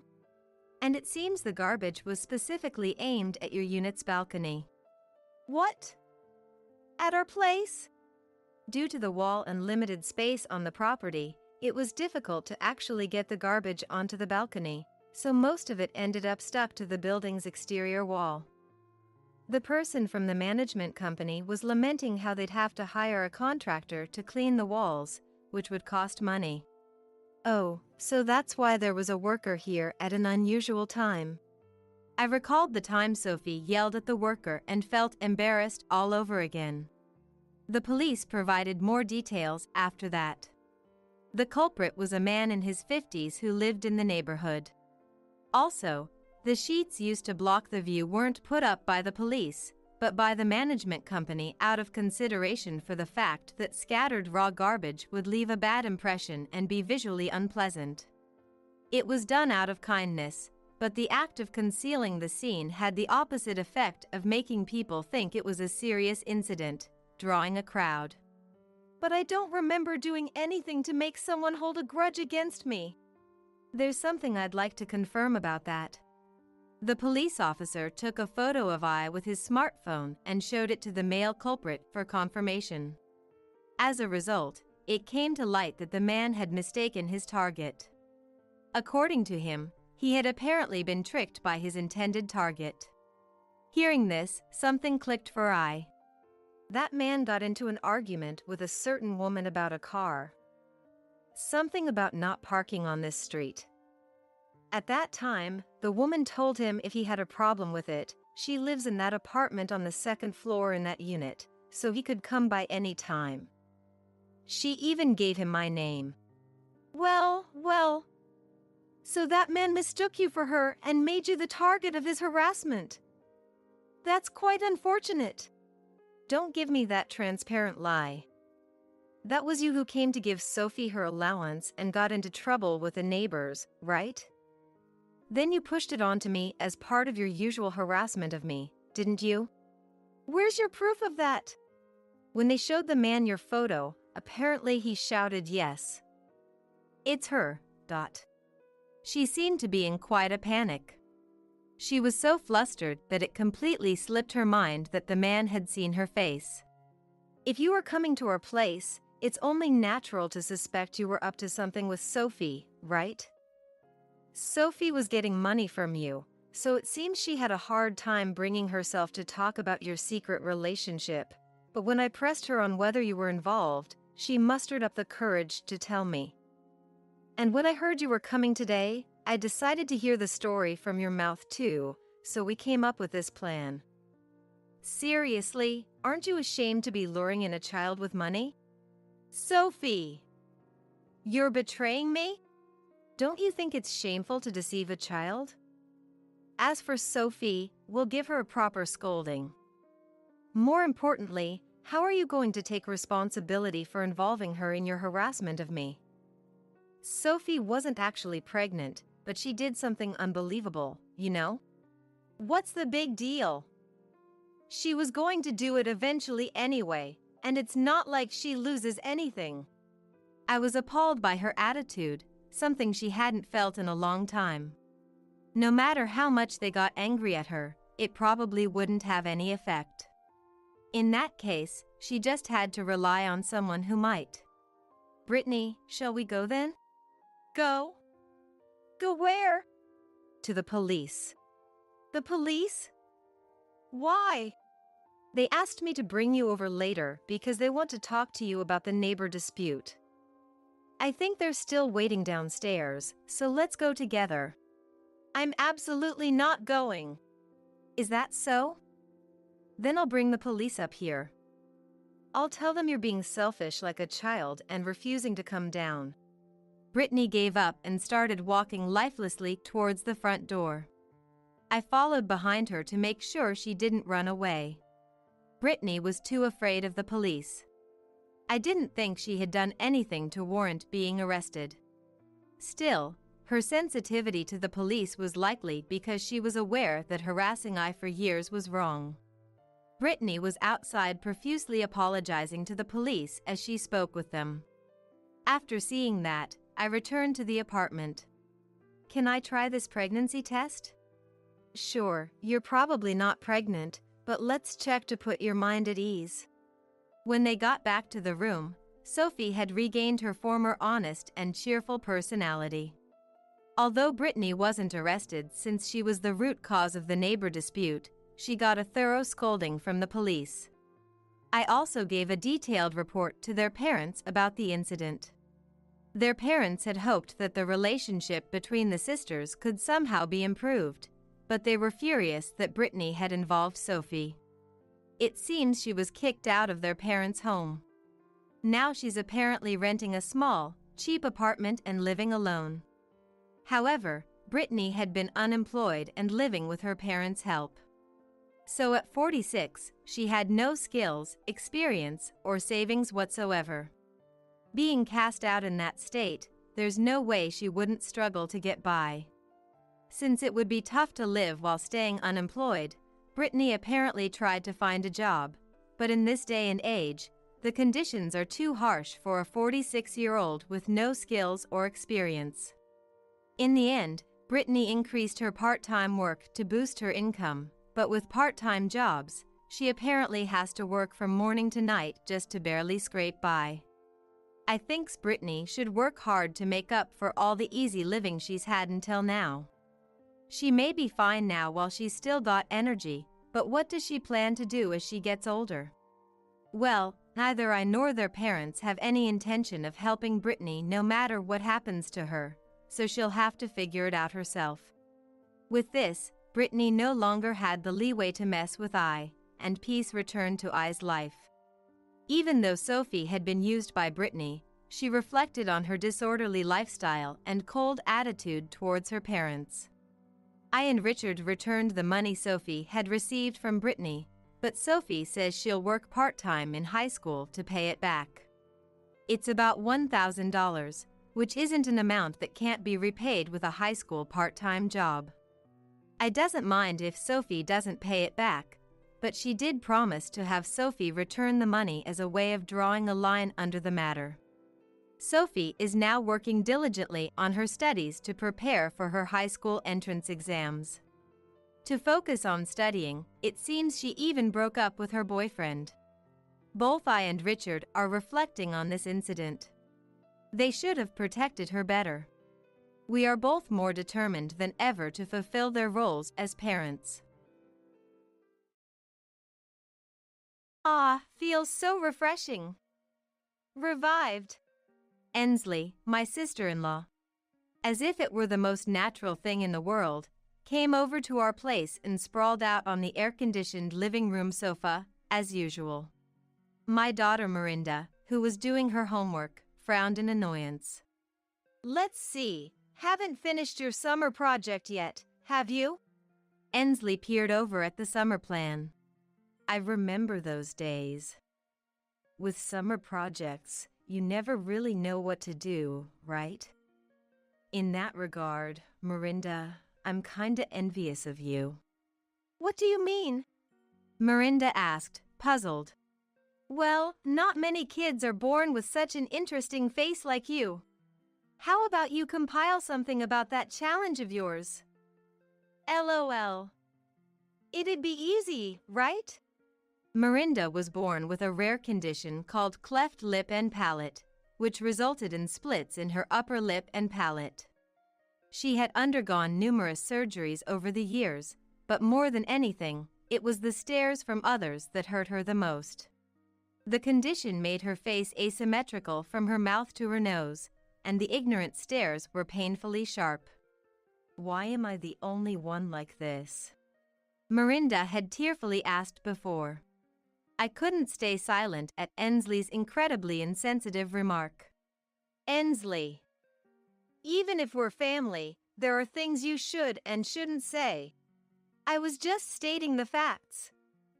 If she compiles something about her interesting condition, everyone will be pleased, won't they? Ensley is laughing, saying Mirinda's condition is interesting. Without knowing how much pain and struggle Mirinda and we have gone through. Don't worry about what she says, Mirinda. I grabbed Ensley's arm, ready to forcefully drag her out of the house. That's when Mirinda stood up slowly, smiling, and said, Don't worry, Mom, I've decided. My name is Eleanor. I live with my elementary school-aged daughter Mirinda. My husband Dennis is a good husband and father, but he's away on work assignment. I'm home, Mom. I'll go wash my hands, then I'll help with chopping the vegetables. Saying this, Mirinda took off her mask.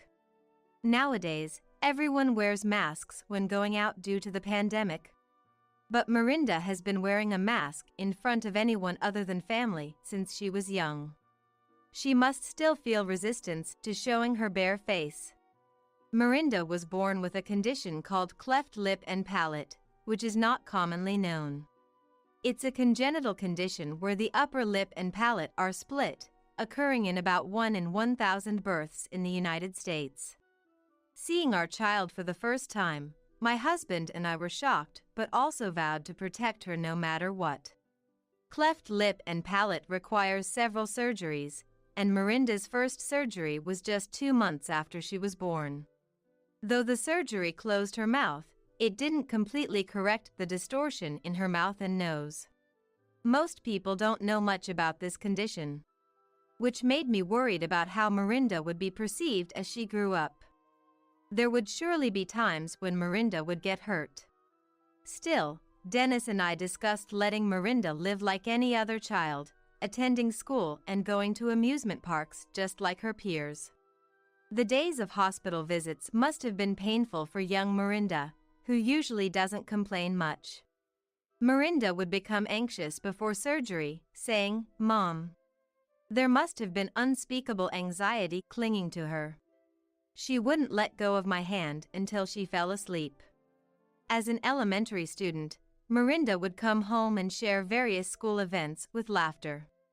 Today, Gerald in my class mimicked the teacher, and it was so funny. During lunch, we played rock, paper, scissors to see who gets the dessert of the kid who was absent, and Caitlin won. Over the last long weekend, Tyrone from the next class went on a vacation with his family. But their dad got lost while driving, and it was a huge mess. Mirinda would tell fun stories at dinner every day, but I noticed something off. None of the stories Mirinda told included herself. Mirinda always just tells me about things others have said or done. She never mentions doing anything with a friend herself. Despite a bad feeling, I lacked the courage to directly ask her about it. One day in second grade, Mirinda came home crying. "What's wrong? What happened?" Seeing Mirinda cry, except before surgeries, surprised me. Mirinda was silent, looking frustrated, but then she couldn't hold back anymore and started crying louder. "It's okay, you can cry all you want." I hugged my daughter tightly. After calming down, Mirinda said, "You know, Mom," and shared feelings she had kept to herself. Even though Mirinda wears a mask to school to hide her mouth and nose's distortions, she has to remove it during lunchtime.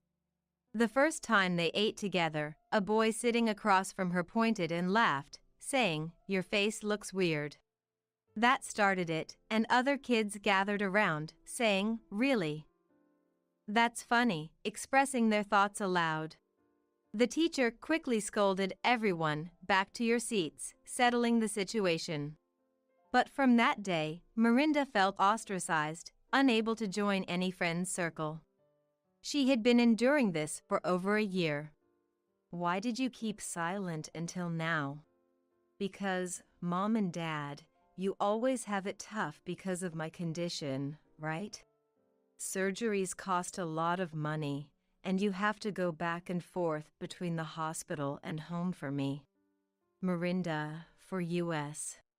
Knowing Mirinda was considerate of us made me feel inadequate as a parent. Why am I the only one like this?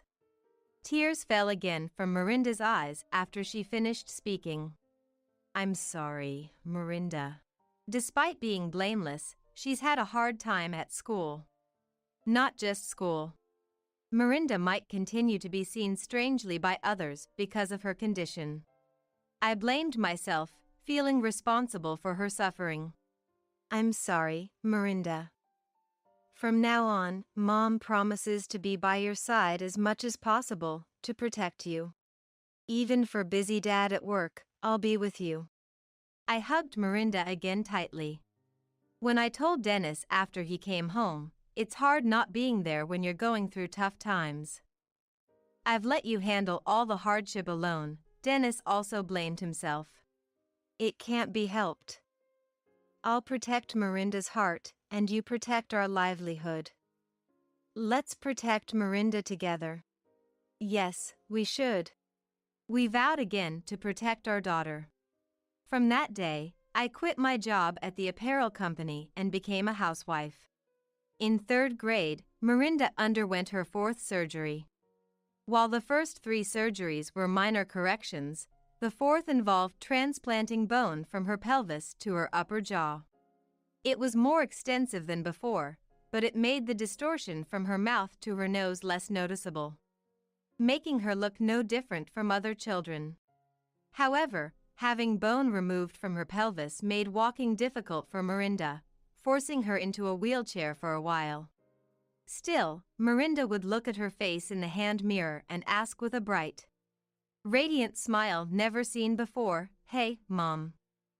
Do I look prettier now?" Seeing my daughter happy and smiling without feeling self-conscious made me happy too. "Yes, you're very pretty, Mirinda." I brushed her hair and spoke to her. After a while, Mirinda began serious walking rehabilitation. She almost fell during the unfamiliar rehab, but when I tried to help, "Just watch, Mom," she scolded me. Holding onto the handrail, Mirinda grimaced with each step, "This is nothing. My face looks proper pretty now." Lucky, right, never showing any signs of weakness. "Does it hurt? Are you okay?" I couldn't help but worry and wanted to support her physically. "If you always support me, Mom, there's no point in rehab." Mirinda laughed shyly.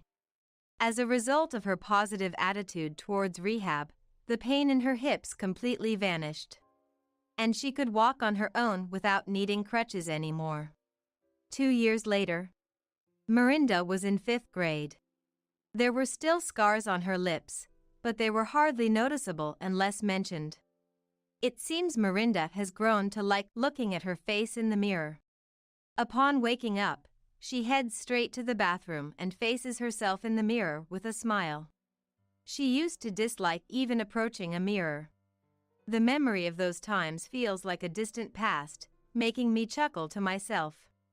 I wish I could see Dad. Miranda sighed. Dennis has been on a work assignment far away. We sometimes communicate via video calls, but it's not the same as having him nearby. Sherry said her family is going on an overseas trip. Frederick is going camping. Everyone seems so lucky. Despite it being summer vacation, Miranda lamented not being able to go anywhere due to our circumstances. One day, while we were spending a holiday at home, the doorbell suddenly rang. I'll get it. Miranda stopped her summer homework in the living room and headed to the entrance, as I was busy with household chores and couldn't leave them. What, Aunt again? You came back? I could hear Miranda's displeased voice. How rude. You came back? I'm your aunt, after all. Family can visit as many times as they want, right? Saying so, the visitor entered the house without waiting for Miranda's consent. It's cool here. Revived. I poked my head out from the balcony and welcomed the guest half-heartedly. Welcome, Ensley. The guest was Ensley, Dennis's sister. According to Dennis, after graduating from high school, Ensley worked as an office clerk at a small trading company but ended up quitting within 3 months after being reprimanded by a senior for taking too many days off and getting into a heated argument. Now, she's living back at home. Dad told me she doesn't even bother to look at job ads he shows her. Just throws them on the floor and spends all day playing video games. Dennis complained about Ensley's lack of motivation. Ensley just sat down on the sofa as if it were the most natural thing in the world. As Miranda tried to return to her homework, Ensley, fanning her sweaty shirt front to catch some air, exclaimed, "It's so hot. This weather is absolutely crazy." Ensley loudly exclaimed, disregarding Miranda, who was trying to study. When Miranda frowned in annoyance, Ensley did not miss it. Am I bothering you, niece? She asked with a creepy smile, intentionally disturbing Miranda. Miranda just sighed without engaging, knowing from experience that arguing would only encourage Ensley to be more annoying. Miranda, I'd like something cold. Auntie's thirsty, Ensley said in a cloying voice and hugged Miranda. Please stay away, it's hot. Miranda pushed Ensley away with a calm voice as she tried to lean on her, and Ensley clicked her tongue. What's with you? No charm at all. Eleanor, don't you have something to drink? I took out coffee from the fridge, poured it into a cup, and handed it to Ensley. Could you keep it down a bit? Miranda is studying. I admonished Ensley in a low voice, though I knew it was futile. You know, I always wonder. Ensley looked around the room and poked Miranda's cheek with her finger, asking, why doesn't Miranda study in her own room? Seeing Miranda swat her hand away, Ensley laughed as if amused. To save on electricity. Miranda answered irritably. Saving on electricity. So that's why you're scrimping? Mom isn't working, right? That's why you guys are poor. Miranda slammed her hand on the table in frustration. Don't compare me to someone who doesn't work despite being old enough. Are you talking about me? Wow, Miranda, that's harsh. Your mom doesn't work outside either. Always lazing around at home just like me, right? That's not true. Mom is busy being a housewife. She's always cooking, cleaning, doing laundry. There's a lot to do. She's not lazy like Aunt. Miranda retorted with a firm stance. Really? Even Miranda is being cold to me? Listen, my parents are like, if you want to use the air conditioner so much, pay the high electricity bill yourself. Can you believe that? Living with family and they say that? It's your own fault for not working and just lazing around and playing in your room all the time. Well, it's not like I can pay for that. Going to cafes costs money, department stores are far and a hassle. So in the end, the only place I can rely on is Miranda's house. Despite Miranda's reluctance, Ensley hugged her again. This is how Ensley would come over unannounced, trampling over our lives every time. Even though she's Dennis's sister, I couldn't bring myself to forcefully kick her out. When I consult Dennis, who's away on his own, he says, kick her out immediately. If it comes to it, calling the police is fine. But she's still family, and I couldn't bring myself to do that. Taking advantage of my inability to stand firm, Ensley has been getting increasingly bold lately. Anyway, Eleanor, you've got it easy, right? Because you can just play around at home every day. I'm not taking it easy at all. I snapped back at Ensley, irritated. After engaging more than I should have, I calmed down and realized I shouldn't have. Predictably, Ensley got even more encouraged. It's fine to slack off, right? Just buy whatever you like from the grocery store for meals, and for cleaning, just quickly tidy up the places that catch the eye. That's what I would do, LOL. She suggested I take shortcuts in my role as a housewife. Don't compare me with Aunt. Besides, it's annoying because of her I can't concentrate on my studies. Can you just go home? Miranda protested strongly. Oh, scary. Ensley exaggeratedly shivered. So, Miranda, what have you been studying? Should I help you? I might be able to teach you addition or subtraction. I've already learned that, thank you. Please, just go home. Oh. What's this? Your summer project isn't finished yet. Ensley peered over at Miranda's planner. I remember those days. With summer projects, you never really know what to do, right? It's hard to find something you actually want to research. In that regard, Miranda, I'm kinda envious. What do you mean? Well, not many kids are born with such an interesting face like you. Why don't you compile something about that condition? It'd be easy, right? LOL. It's about yourself, so you wouldn't have to research much. I couldn't stay silent at my sister-in-law's incredibly insensitive remark. Enough, Ensley. There are things you should and shouldn't say, even if we're family.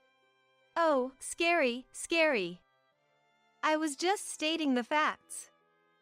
If she compiles something about her interesting condition, everyone will be pleased, won't they? Ensley is calling Miranda's condition interesting. Laughing, without knowing how much pain and suffering Miranda and we have gone through. Miranda, don't worry about what such a person says. I grabbed Ensley's arm, trying to drag her out of the house with all my might.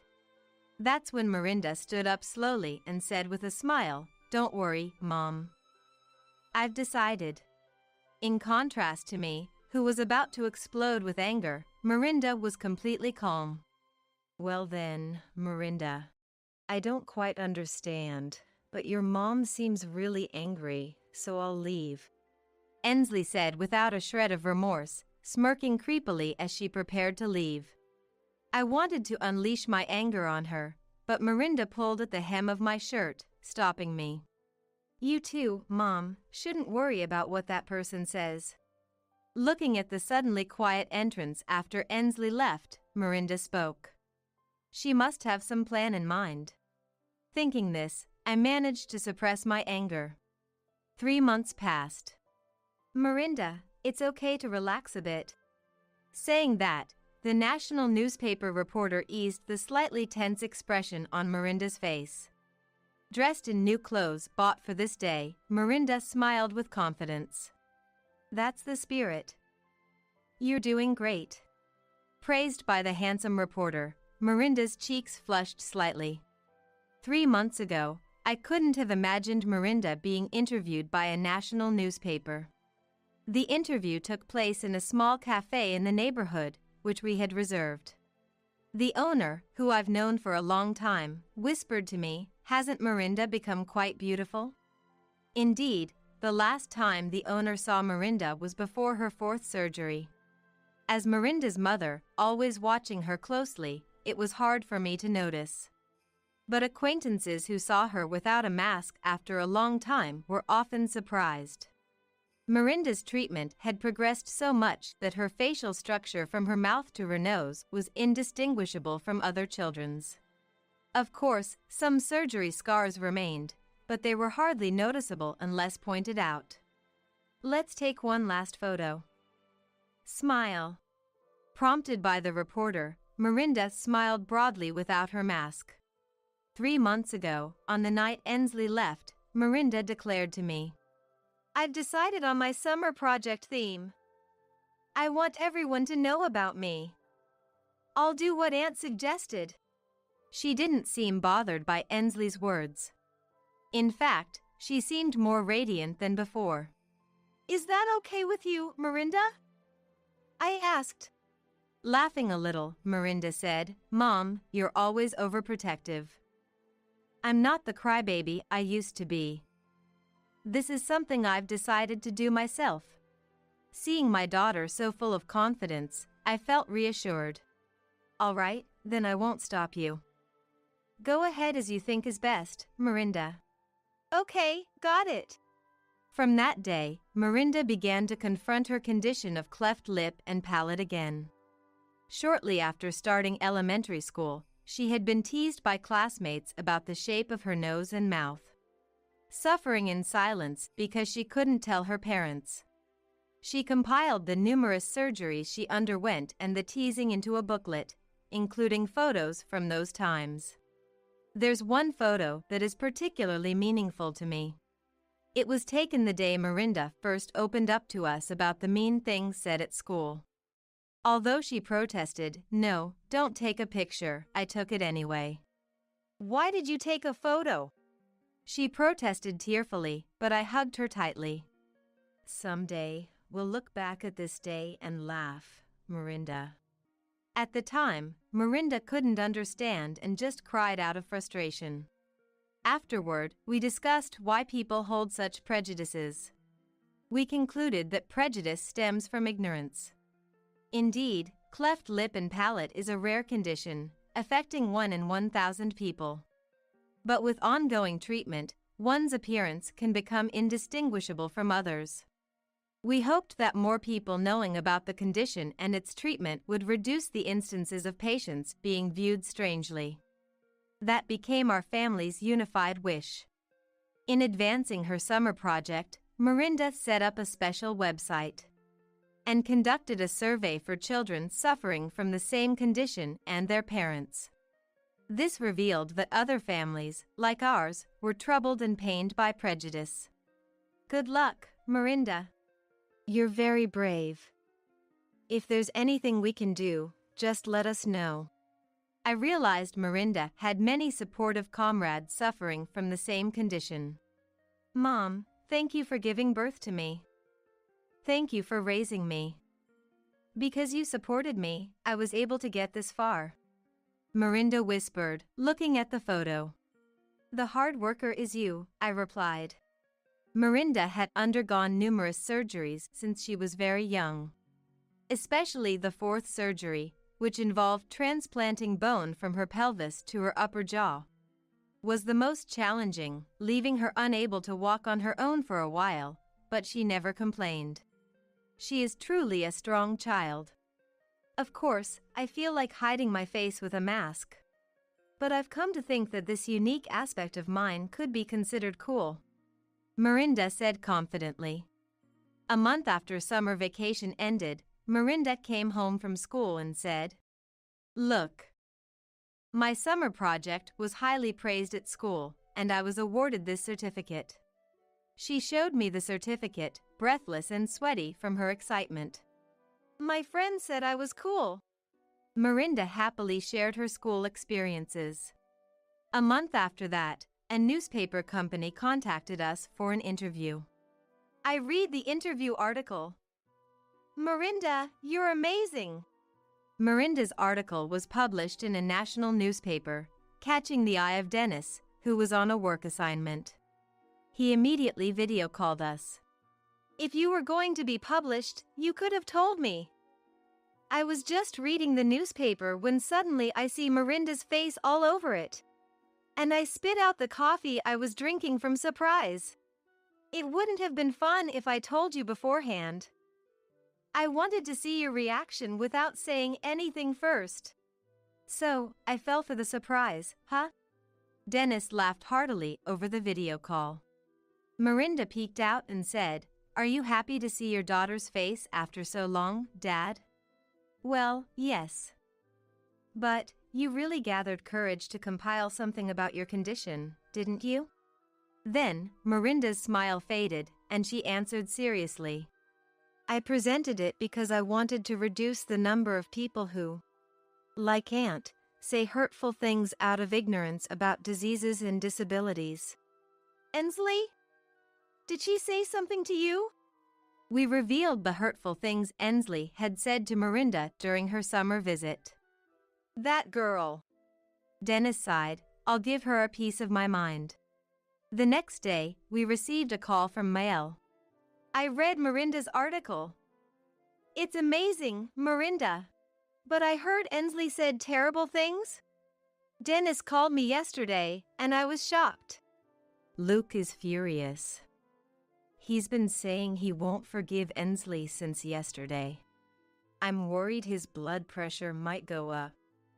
But Ensley really is trouble.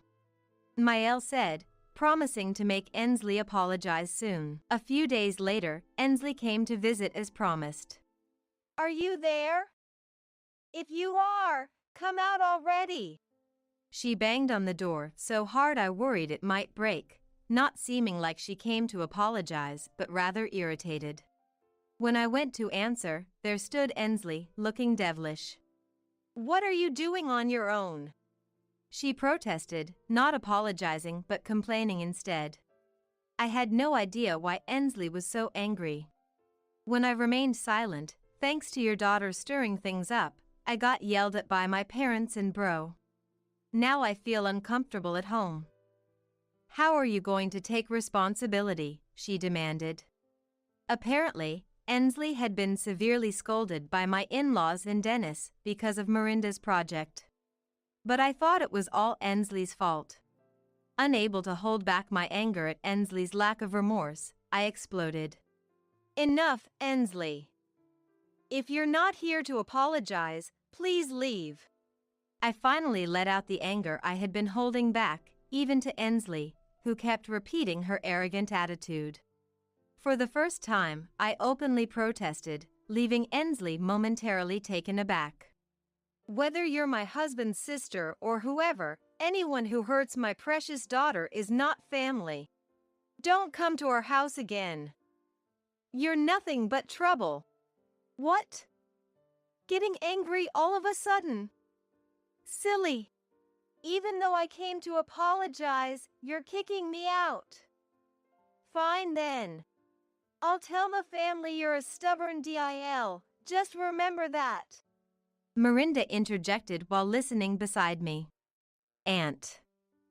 I'm recording our conversation, so lying is useless. It'll be found out soon anyway. She said, admonishing Ensley like a child who won't listen. Oh well. I guess I'll forgive you just for today then. With those final words, Ensley left with a pale face. Ah, that feels so much better. Now in 5th grade, Mirinda seems more mature than ever to me. She never used to complain, not because she didn't want to but because she didn't want to worry us. But now, it's different. Mirinda isn't holding back tears anymore. She doesn't even feel the need to cry because she's become so strong and resilient. Looking at Miranda's serene profile, I couldn't help but feel a bit reflective. Maybe I've been too worried about her. With the sole intention of not letting her feel lonely, I quit my job to always be there for her. But it seems Miranda is fine now. Without me realizing, she has grown up and surrounded herself with many strong allies. Lately, she's been bringing school friends home more frequently. What? Is there something on my face? Miranda noticed my gaze and looked at me questioningly. Yes, lots of happiness. What?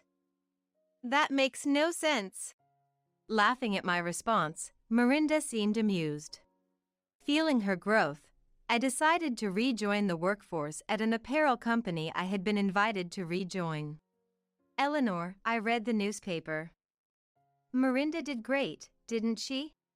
Every time my coworkers mentioned it, I calmly responded, she probably doesn't think she did anything extraordinary. She just presented her life as it is. One evening, Miranda shared her future dreams with me. I want to become a doctor. To help children and families suffering from diseases and disabilities like mine. Facing myself through my summer project made me think that. And I've been thinking lately, there are people who can't run fast, those who struggle with studies. Tall people, short people. My condition is just another trait among those. Hearing her aspirations, I felt hopeful for her future. Oh, and by the way, a boy in my class told me he likes me. Miranda casually mentioned her dream and then shared this news. Reporting this to Dennis via video call, he panicked. What? Isn't it too early for her to be in a relationship? Hey, are you okay with this? Calm down, my dear husband. I calmed down the frantically panicking Dennis. The fact that a boy confessed to Miranda probably means that the kids around her have stopped caring about her condition. As for Ensley, I heard she was kicked out by Dennis and the in-laws. Ensley, who had been lazing around at home every day without working part-time, finally decided to become independent after losing financial support. In reality, she had no choice but to do so. Now, she struggles with living alone in a small, old apartment, earning a little from part-time work. The wish Miranda had for her summer project, to reduce ignorant and hurtful comments about diseases and disabilities, is also my wish. Of course, 1 or 2 actions alone won't change the world. But that's exactly why we, who know the struggles and pain, must continue to spread the truth to the world. I vowed in my heart to continue watching over Miranda, ensuring her growth isn't hindered. Dennis has decided to return from his assignment. Dennis convinced his boss to allow him to work predominantly remotely. I won't let you two feel lonely again, he said. But then, you came back because you're worried Miranda might get a boyfriend, aren't you? That's not the case, Dennis awkwardly responded. Anyway, we're back to living happily and closely as a family of 3. A family that's always full of laughter, our pride and joy. Oh, you're the famous photographer. Are you here for a shoot today? The woman in front of me stared at me excitedly. She, whom I met at the beach during clamming season, seemed to know I was a photographer. Despite being busy playing in the sand with her family of 3, she listened to my story with great interest. It's deeply moving to recall my early days as a photographer, when I struggled to gain credibility and couldn't get any assignments. When I told her I was here for a shoot, she eagerly volunteered to be my subject. But could you please make sure not to show my child's face? She said this, pointing to a cute little girl. The girl, about 2 or 3 years old, looked at us with wide, round eyes. Of course. What about you? As I asked, the father looked pale and darted his eyes around, repeating vague responses. It's understandable, I guess.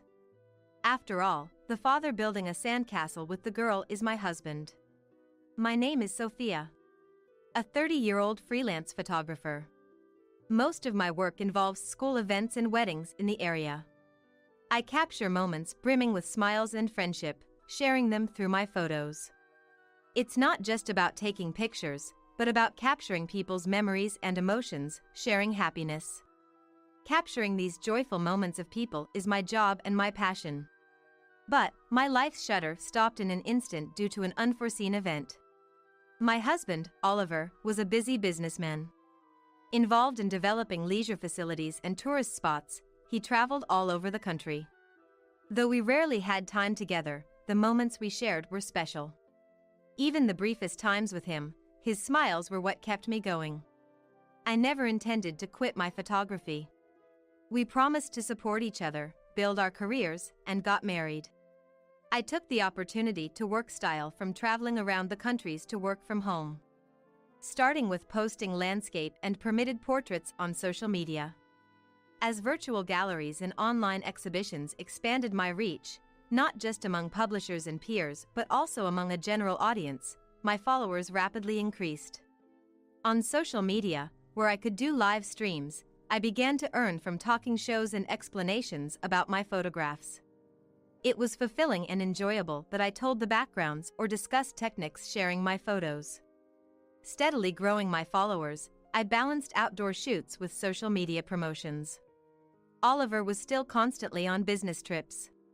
I inevitably spent more time with my in-laws, James and Emma, who showed interest in my social media activities. Teaching them how to use smartphones and social media, we grew closer, and they often tuned into my photos and live streams. Both are wonderful people who ensure my fulfilling days. The company kept me from feeling lonely while my husband was away. However, there was a significant void in our lives. We couldn't have children. Despite numerous tests, it just wasn't happening. As we both wanted kids, we were upset because we just couldn't seem to have a baby for years. And it started affecting us.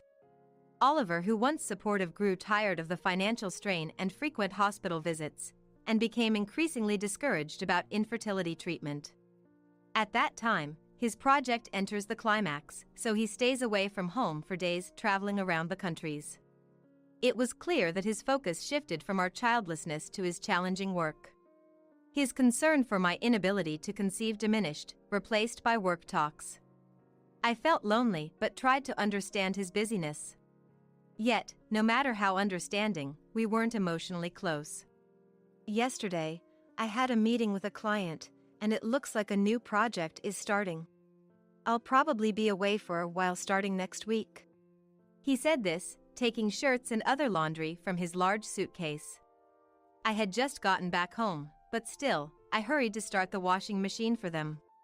Oliver, when he runs out of clean clothes, rather than doing laundry or sending them for cleaning, he just buys new shirts. He says it's faster and foolproof, but I prefer to save where we can.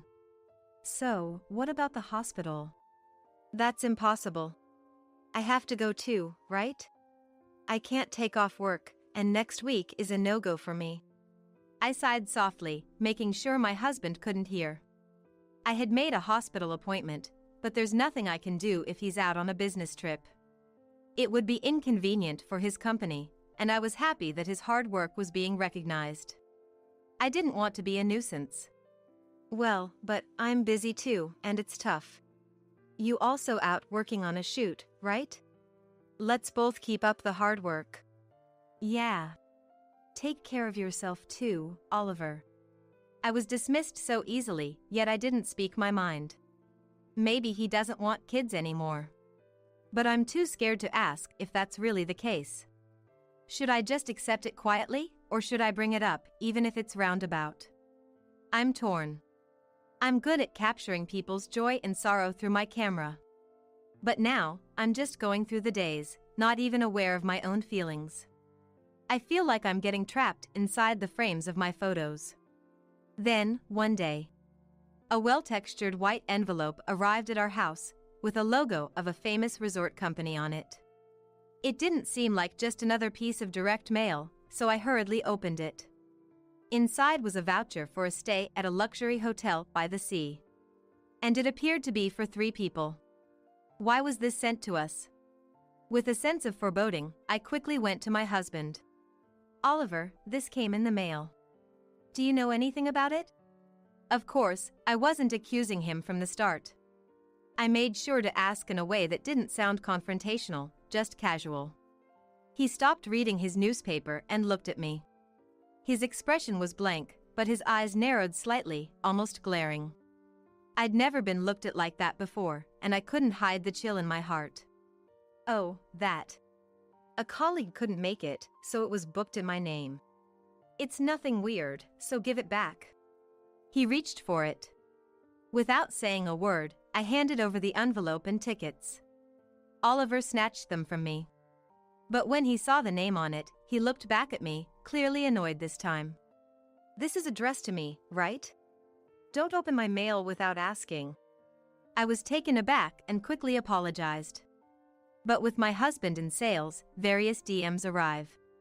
I've been disposing of the ones that come home without much thought, so I was surprised at his reaction. "I'm sorry. I didn't know if it was direct mail, just wanted to check. I'm here today, you could have just asked me." He took the envelope to his room, and I couldn't ask any more about the tickets. I wasn't fully convinced why he had to book tickets for his colleague, but I had no choice but to accept his explanation. But then, not even half a month later, something else happened. It was May, approaching our wedding anniversary. We were supposed to gather at the in-laws' house, but he suddenly announced a long business trip. At first, I was speechless and confused. A business trip? On our wedding anniversary? In my job, I often get requests for family portraits or landscape photography. But I had plans, so I had taken the day off. Normally, a regular company, including Oliver's, would be off on Memorial Day. At least, his company should be closed as usual. He shrugged his shoulders lightly and forced a smile. "It was a sudden decision, had to be done. I can't help but work through the holiday, so please go to the gathering for me." I know he's proud of his job and has been serious about his career since before we got married. But gradually, I find myself less convinced by his reasons for work and business trips in those casual moments. In the end, he just pulls along his favorite suitcase and leaves for work. Although they were angry at his attitude, because his call was so late that it was close to our wedding anniversary, they tried to make me comfortable. "Sorry for making you free up your schedule in vain. I'll give Oliver a strict talking to next time I see him." Emma said that, but all I could do was give a wry smile. Originally, we were supposed to stay a few days after getting together. Oliver was the only child for them. I was told it would be sad if I left early, so I decided to stay a few days after our wedding anniversary as planned. I brought my camera and took pictures of them doing housework and everyday life, and scenes I usually don't focus on. I spent time thinking about shooting plans, but part of me felt the void of Oliver's absence. For work and a change of pace, I decided to visit the coast one station away. Around Memorial Day, the beach is busy with people clam digging and families enjoying their time. Some opened colorful beach umbrellas, enjoying walks and sunbathing. I walked along the beach with my camera around my neck. Suddenly, I stopped, noticing a family building a sandcastle. I paused at a familiar voice. I was glad I wasn't holding the camera in my hand. I thought that right in front of that scene, I wouldn't have been able to keep from dropping something. There was Oliver, with a young woman and a toddler, surrounding a sandcastle. They looked like a happy family, gathering white sand and shells. I couldn't believe my eyes. But then, the hotel tickets that arrived home, his frequent long business trips, his indifference, all came back to me. It would have been an ideal family scene for a photo shoot if it were a work assignment. But I couldn't believe my own husband was in it. The toddler, maybe 2 or 3 years old, seemed to match the time when I felt Oliver drifting away. He already had another family. Whether his real child or not, my intuition as a wife told me there was a blood connection. I felt like a glass frame in my heart was shattering. The photo inside that frame was supposed to be full of our happy smiles. I decided to speak up. Not to Oliver, but to the woman playing with the toddler. The woman, wearing a large straw hat, looked surprised as I suddenly spoke to her. I managed to smile and apologized for the abruptness. Then I pulled out my business card, explaining I'm a freelance photographer. My card only had my professional name, but also included my social media contact details. The woman looked interestedly at the card, then started searching for me on her mobile phone. Meanwhile, Oliver, fully aware of me, stared frozen at a point on the sand. Would you mind if I take a photo of your family? I sometimes do live streams showing photography tips. What? Sophia, I know you. I follow you. You post tips for mobile photography, right? She was excited, unaware of my situation, happy to be approached by a minor celebrity on social media. I was surprised she was a follower, but her enthusiasm seemed to extend to agreeing to a live stream as well. When I boldly invited her, she was all in before I could finish. Of course! Exclaimed, overjoyed. I felt guilty for deceiving, but my goal was to somehow document the other family Oliver had. Can you teach me some photography tricks for mothers? Oliver, you're okay with that, right? Oliver, caught off guard, was in a panic. I could tell he was desperately trying to avoid looking at me and thinking of an excuse. Maybe we shouldn't, show faces. I do model for brochures, Oh, could you make sure not to include the child? Later I learned that the other woman, Amelia, was a model he met through his company's PR work. Of course, I agreed, carefully adjusting the mobile phone camera to keep the child out of the frame. I set up for immediate streaming and started a live broadcast under the guise of teaching Mother Amelia.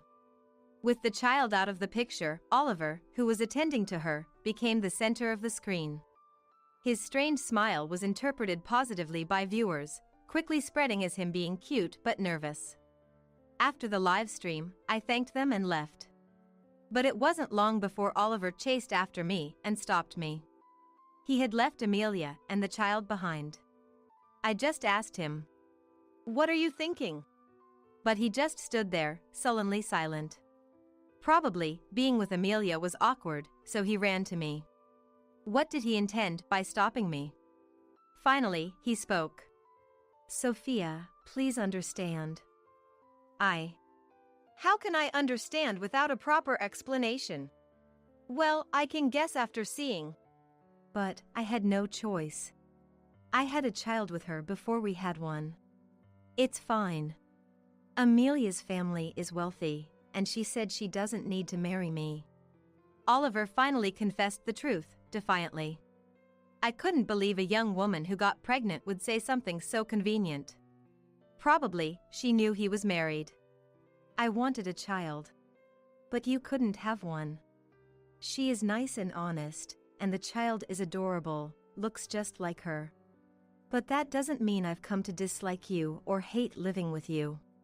His words were incoherent, leaving me at a loss. He seemed to argue for maintaining the status quo. "I won't trouble you. This situation is perfect for me. Isn't this good enough?" As if that's an excuse. I should have argued back. But I was so overwhelmed with pain, I lost my voice. My husband, seeing me silent, sighed as if he had convinced me, and was about to leave. But then, unexpectedly, two people arrived. It was James and Emma. "Oliver, who is that woman and child?" James, red-faced, shouted. Oliver was shocked by the sudden appearance of his parents. "What? Why? I saw it on the live stream notification. Who is this long business trip with? Skipping home visits, with an unknown woman, and even a child." Before James could stop her, Emma stepped between Oliver and me, protecting me, sharply addressing Oliver. I was also shocked. They had seen the live stream on social media and realized something terrible was happening. Shocked by the sight of Oliver appearing as a couple with an unknown woman, they rushed over. Confronted by his parents, he ended up confessing everything about his relationship with Amelia and their child. Such a disgrace to the family. He was struck by a strong slap from Emma, who was rendered speechless. James glared at him with an expression so terrifying that I thought he would have punched him if not for the slap. They left Oliver behind and took me to their car. Following their apologies and strong recommendation, I decided to divorce. After exposing Oliver and his affair with Amelia and securing compensation from them, things settled down for a while. However, as the divorce proceedings and investigations went on, various truths came to light. Firstly, Amelia truly knew Oliver was married. Given her willingness to have a child without marriage, it seemed she had prepared herself to some extent for a relationship with a married man. She had tried to keep the issue under wraps not just for money, but probably to keep Oliver around as long as possible. Upon realizing this, she became outraged and blocked all my social media accounts. Not only that, she started posting recklessly on various platforms, inadvertently revealing herself as the other woman, which only garnered sympathy for me. Her relationship with a married man caused trouble in her family home. Being driven out and nearly losing her home, she brazenly tried to live in my former in-laws' house. Naturally, they firmly refused to let her set foot on their property. Next, Oliver's secrets began to unravel. During the compensation claim investigation, numerous women and men connected to him came forward. It turned out he had repeated affairs during his business trips, with several partners over multiple occasions. Some of these affairs involved women who were engaged or married. I decided to send the data from the infamous live stream. A little investigation would reveal that I, the legitimate wife, was the streamer, and the people on camera were Oliver's mistress and their child. As a result, women who were deceived into thinking he was single and husbands whose wives were taken from them became angry and sued Oliver. He faced lawsuits from many people, including me, with no choice but to accept them all. As the truth about my husband continued to emerge, Amelia fled with her child. Probably fed up, she chose to escape from her relationship with him. The turmoil she caused on social media calmed down, and her accounts disappeared, so I decided to let her be. However, considering her nature of boasting about affairs on social media, it was unlikely she would just disappear. Sure enough, Amelia started posting under a completely different account.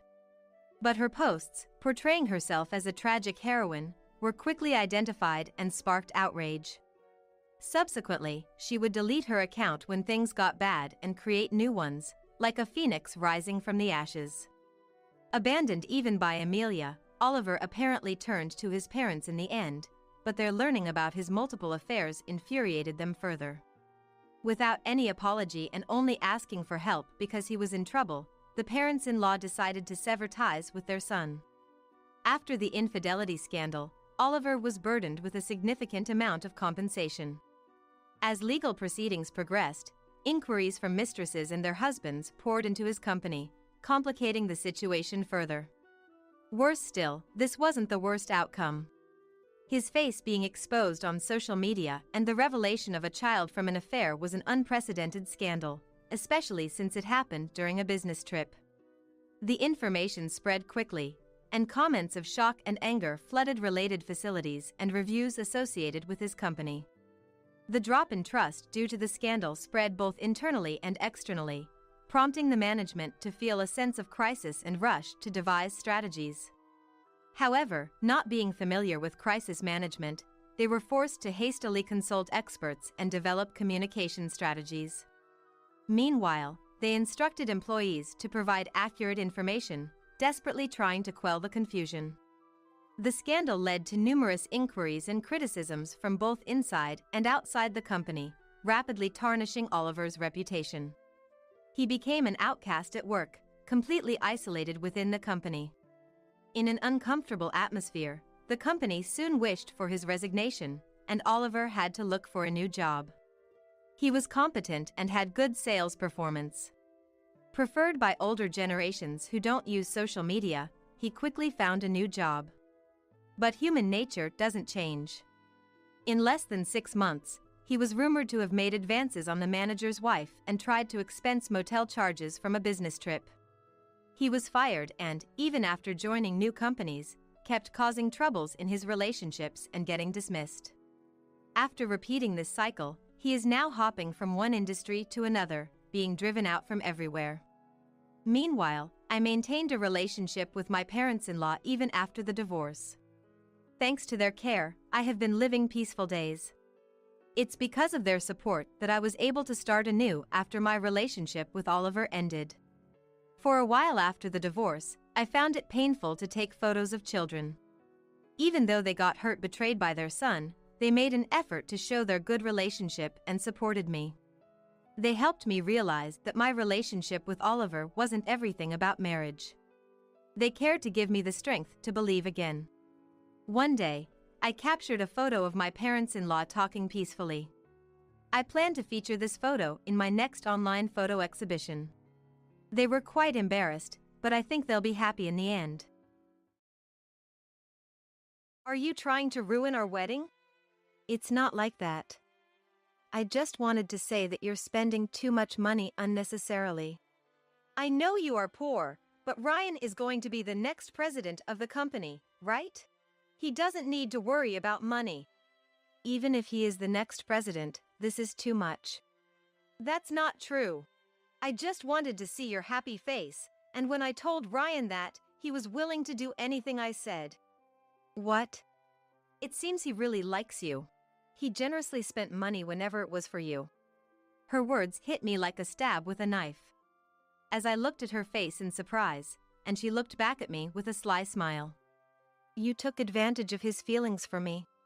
Anger welled up inside me. To that, Jessica added another shocking statement. So what? If you're going to complain more, can you please leave? We don't need a low-educated, poor mother. Please don't associate with us ever again. Her words, filled with a sense of superiority, rapidly fueled my anger. I won't forgive this. Enjoy your triumph while it lasts. As she walked away looking down on me, I stared at her back, making a firm resolution to attend the reception. My name is Amy. I was widowed and now live with my son Ryan. My parents' home was poor, so I started working right after graduating from junior high. Later, I met and married a man who started his own company.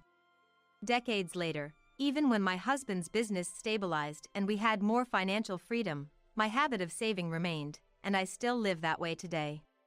Neither my husband nor Ryan ever spoke ill of my frugality. Instead, they accepted it and joined me in being economical. Ryan, with his generous nature, even now as a working adult, accepts my frugality without complaint. After my husband passed away, the company is now led by my brother-in-law, Dylan, as the president. Ryan works there and is a candidate for the next president. Despite this, he hasn't let it go to his head and continues to live as usual. He, whom I raised alone after my husband's death, is my pride and joy. Sometimes I worry that he's too considerate and putting himself under strain, but his kindness is also something I'm proud of. Since working for the company, he has become even more independent, and recently he has become a very reliable man. So, when he told me he had a girlfriend, I felt a bit lonely, but I was happy enough to genuinely wish them well. She was introduced to me by a friend, and she's really a great person. He spoke with joy, and I smiled back.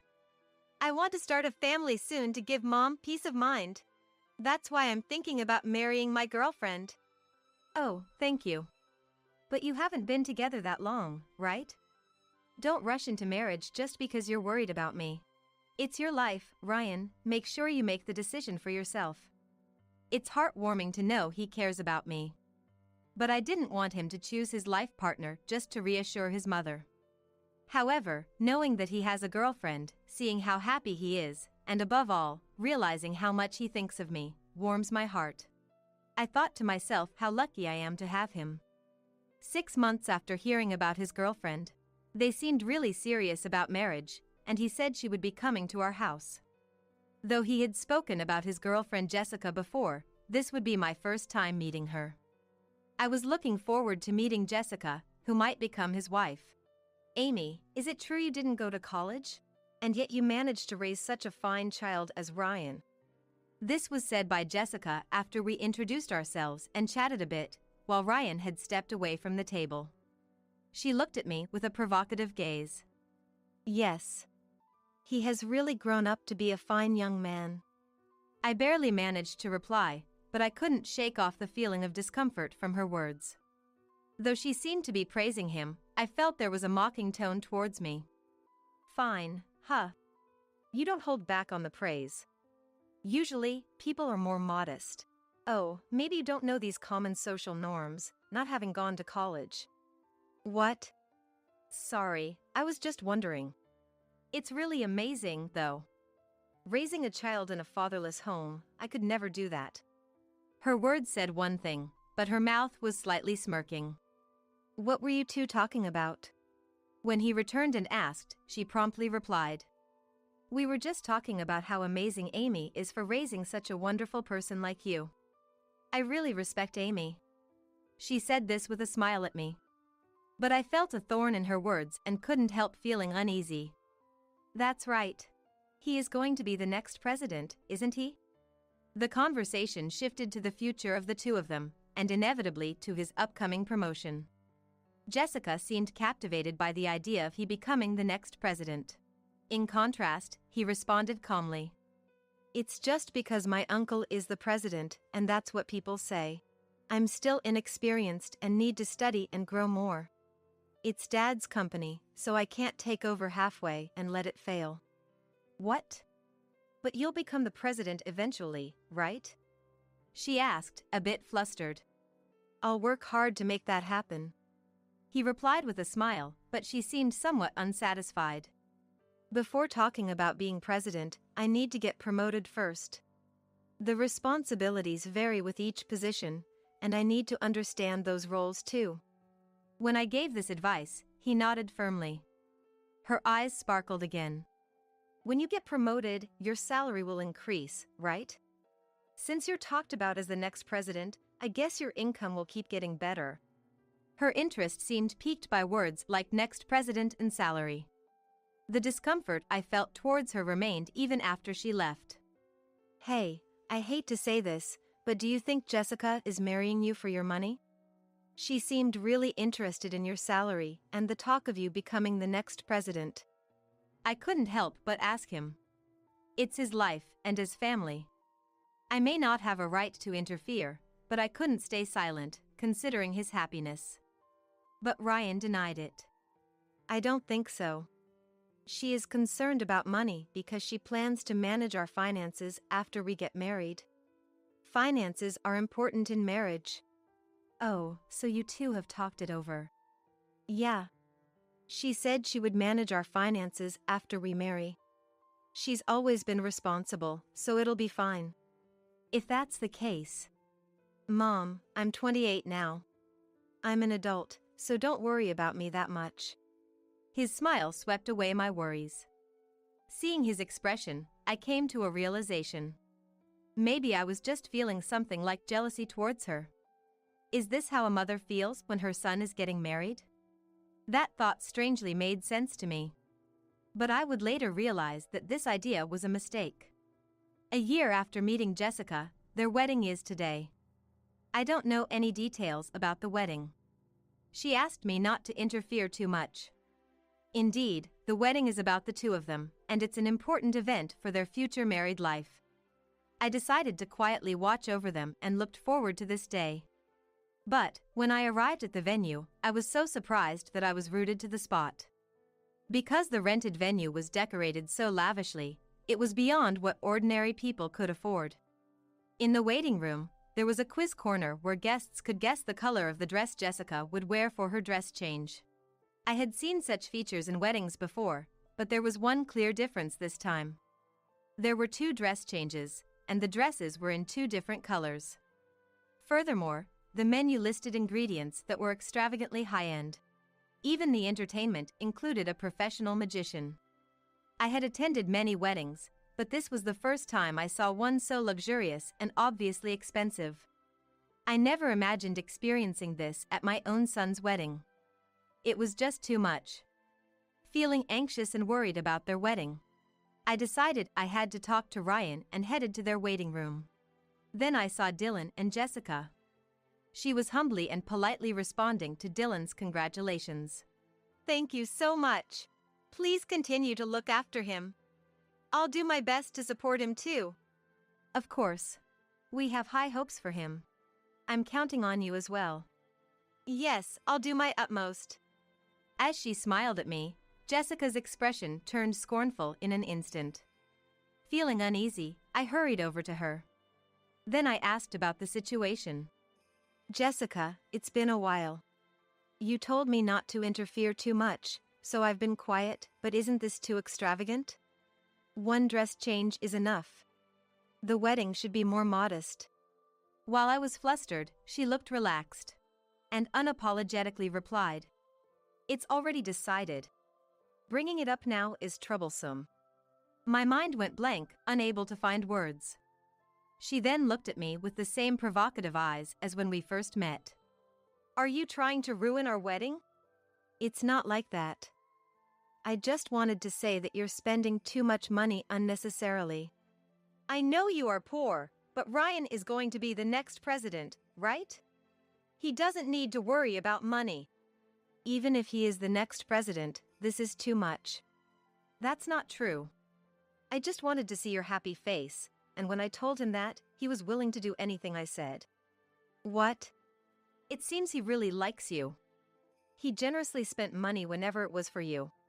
Her words hit me like a stab with a knife. Shocked, I looked at her face, and she was giving me a disdainful look. You took advantage of his feelings for me.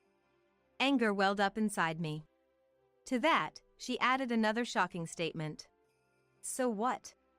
If you're going to complain more, can you please leave? We don't need a low-educated, poor mother. Please don't associate with us ever again. Her words, filled with a sense of superiority, rapidly fueled my anger. I won't forgive this. Enjoy your triumph while it lasts. I, seething with anger but resolute, stared at her back as she walked away, looking down on me, and then I joined the reception. May I now have Amy, the mother of the groom, come forward? The MC announced, guiding me to the microphone. I knew I had to give a speech, as Ryan had informed me beforehand, but it seemed Jessica was unaware. The situation was different from what I had imagined. Jessica, who had told me to leave, was now silently exuding a disgruntled aura as I, who she told to leave, was about to give a speech. Thank you all for joining us today to celebrate the marriage of Ryan and Jessica. Ryan and I have always supported each other throughout our lives. I began my speech, sharing my thoughts about Ryan. After narrating old episodes, I continued. However, it seems that from today, I must let go of him. Therefore, I am firing him. The room erupted in murmurs. Dylan, along with other company attendees, looked shocked and confused. The noise in the room grew louder. Among them, Jessica was the first to speak out. Fired? What are you talking about? Amy, who isn't even part of the company, can't make such decisions. You should think before you speak. Even as a mother, there are limits. Jessica, what are you saying? I am firing Ryan. You said you didn't need a low-educated, poor me, and told me to never associate with you again.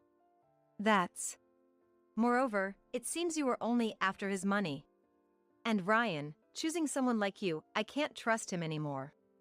That's why I am firing him. My words intensified the murmurs in the room. Jessica, her harsh words exposed, turned red-faced. Ryan, glaring at her, questioned. What do you mean a low-educated, poor mom is unnecessary? Did you say that to Mom?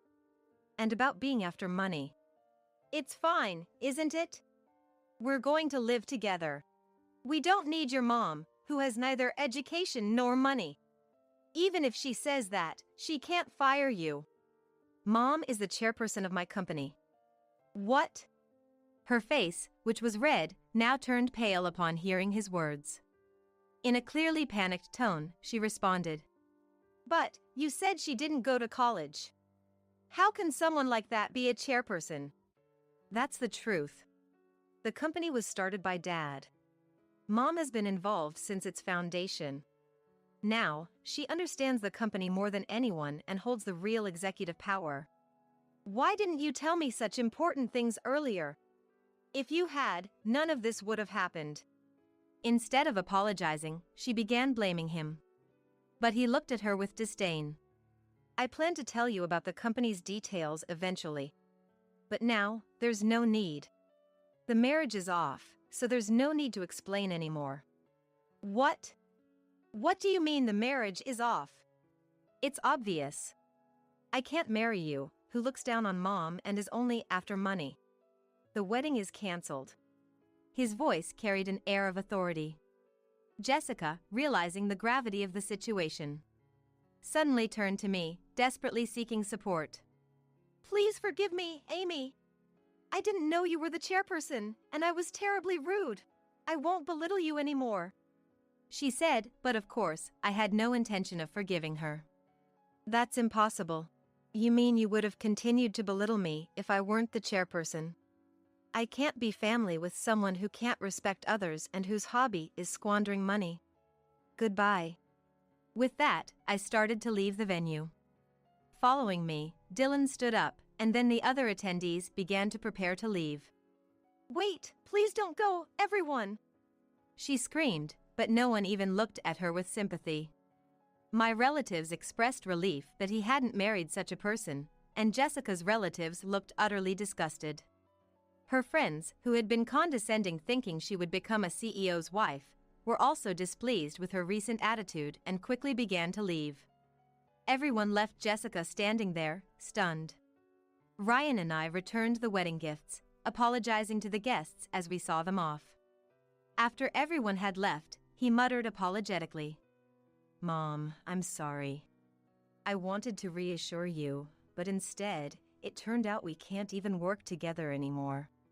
That's why I told you not to worry about me so much. And about the firing, that's no longer happening." I said I couldn't trust you who choose a partner only after money. That's why I was going to fire you. But now that the marriage with Jessica is off, I won't fire you. He looked perplexed by my words. Thank you, Mom. I'll work even harder from now on. Your happiness is what matters most to me. I gently patted his back. Later, he officially broke off the engagement with Jessica, and they decided to split the wedding costs. Jessica had assumed Ryan would pay for the entire wedding and keep the gifts from her attendees for herself. Unable to pay her credit card bills for the esthetician, beauty salon, and other expenses, she ended up in debt. She, already unemployed and without money, hastily tried to marry for money again, but her next partner turned out to be a marriage scammer, further increasing her debt. Now, her whereabouts are unknown. Meanwhile, our family bond strengthened even more after this incident. Ryan seemed to respect me more than ever, now focusing on work rather than marriage to reassure me. Thanks to his dedication, the company grew even more. Recently, the president of a company we've long done business with introduced his daughter to Ryan. I've worked with his daughter a few times, and Ryan seems quite interested in this new acquaintance. It looks like a wonderful meeting for him, who has now fully grown into a fine man, and I'm excited for him.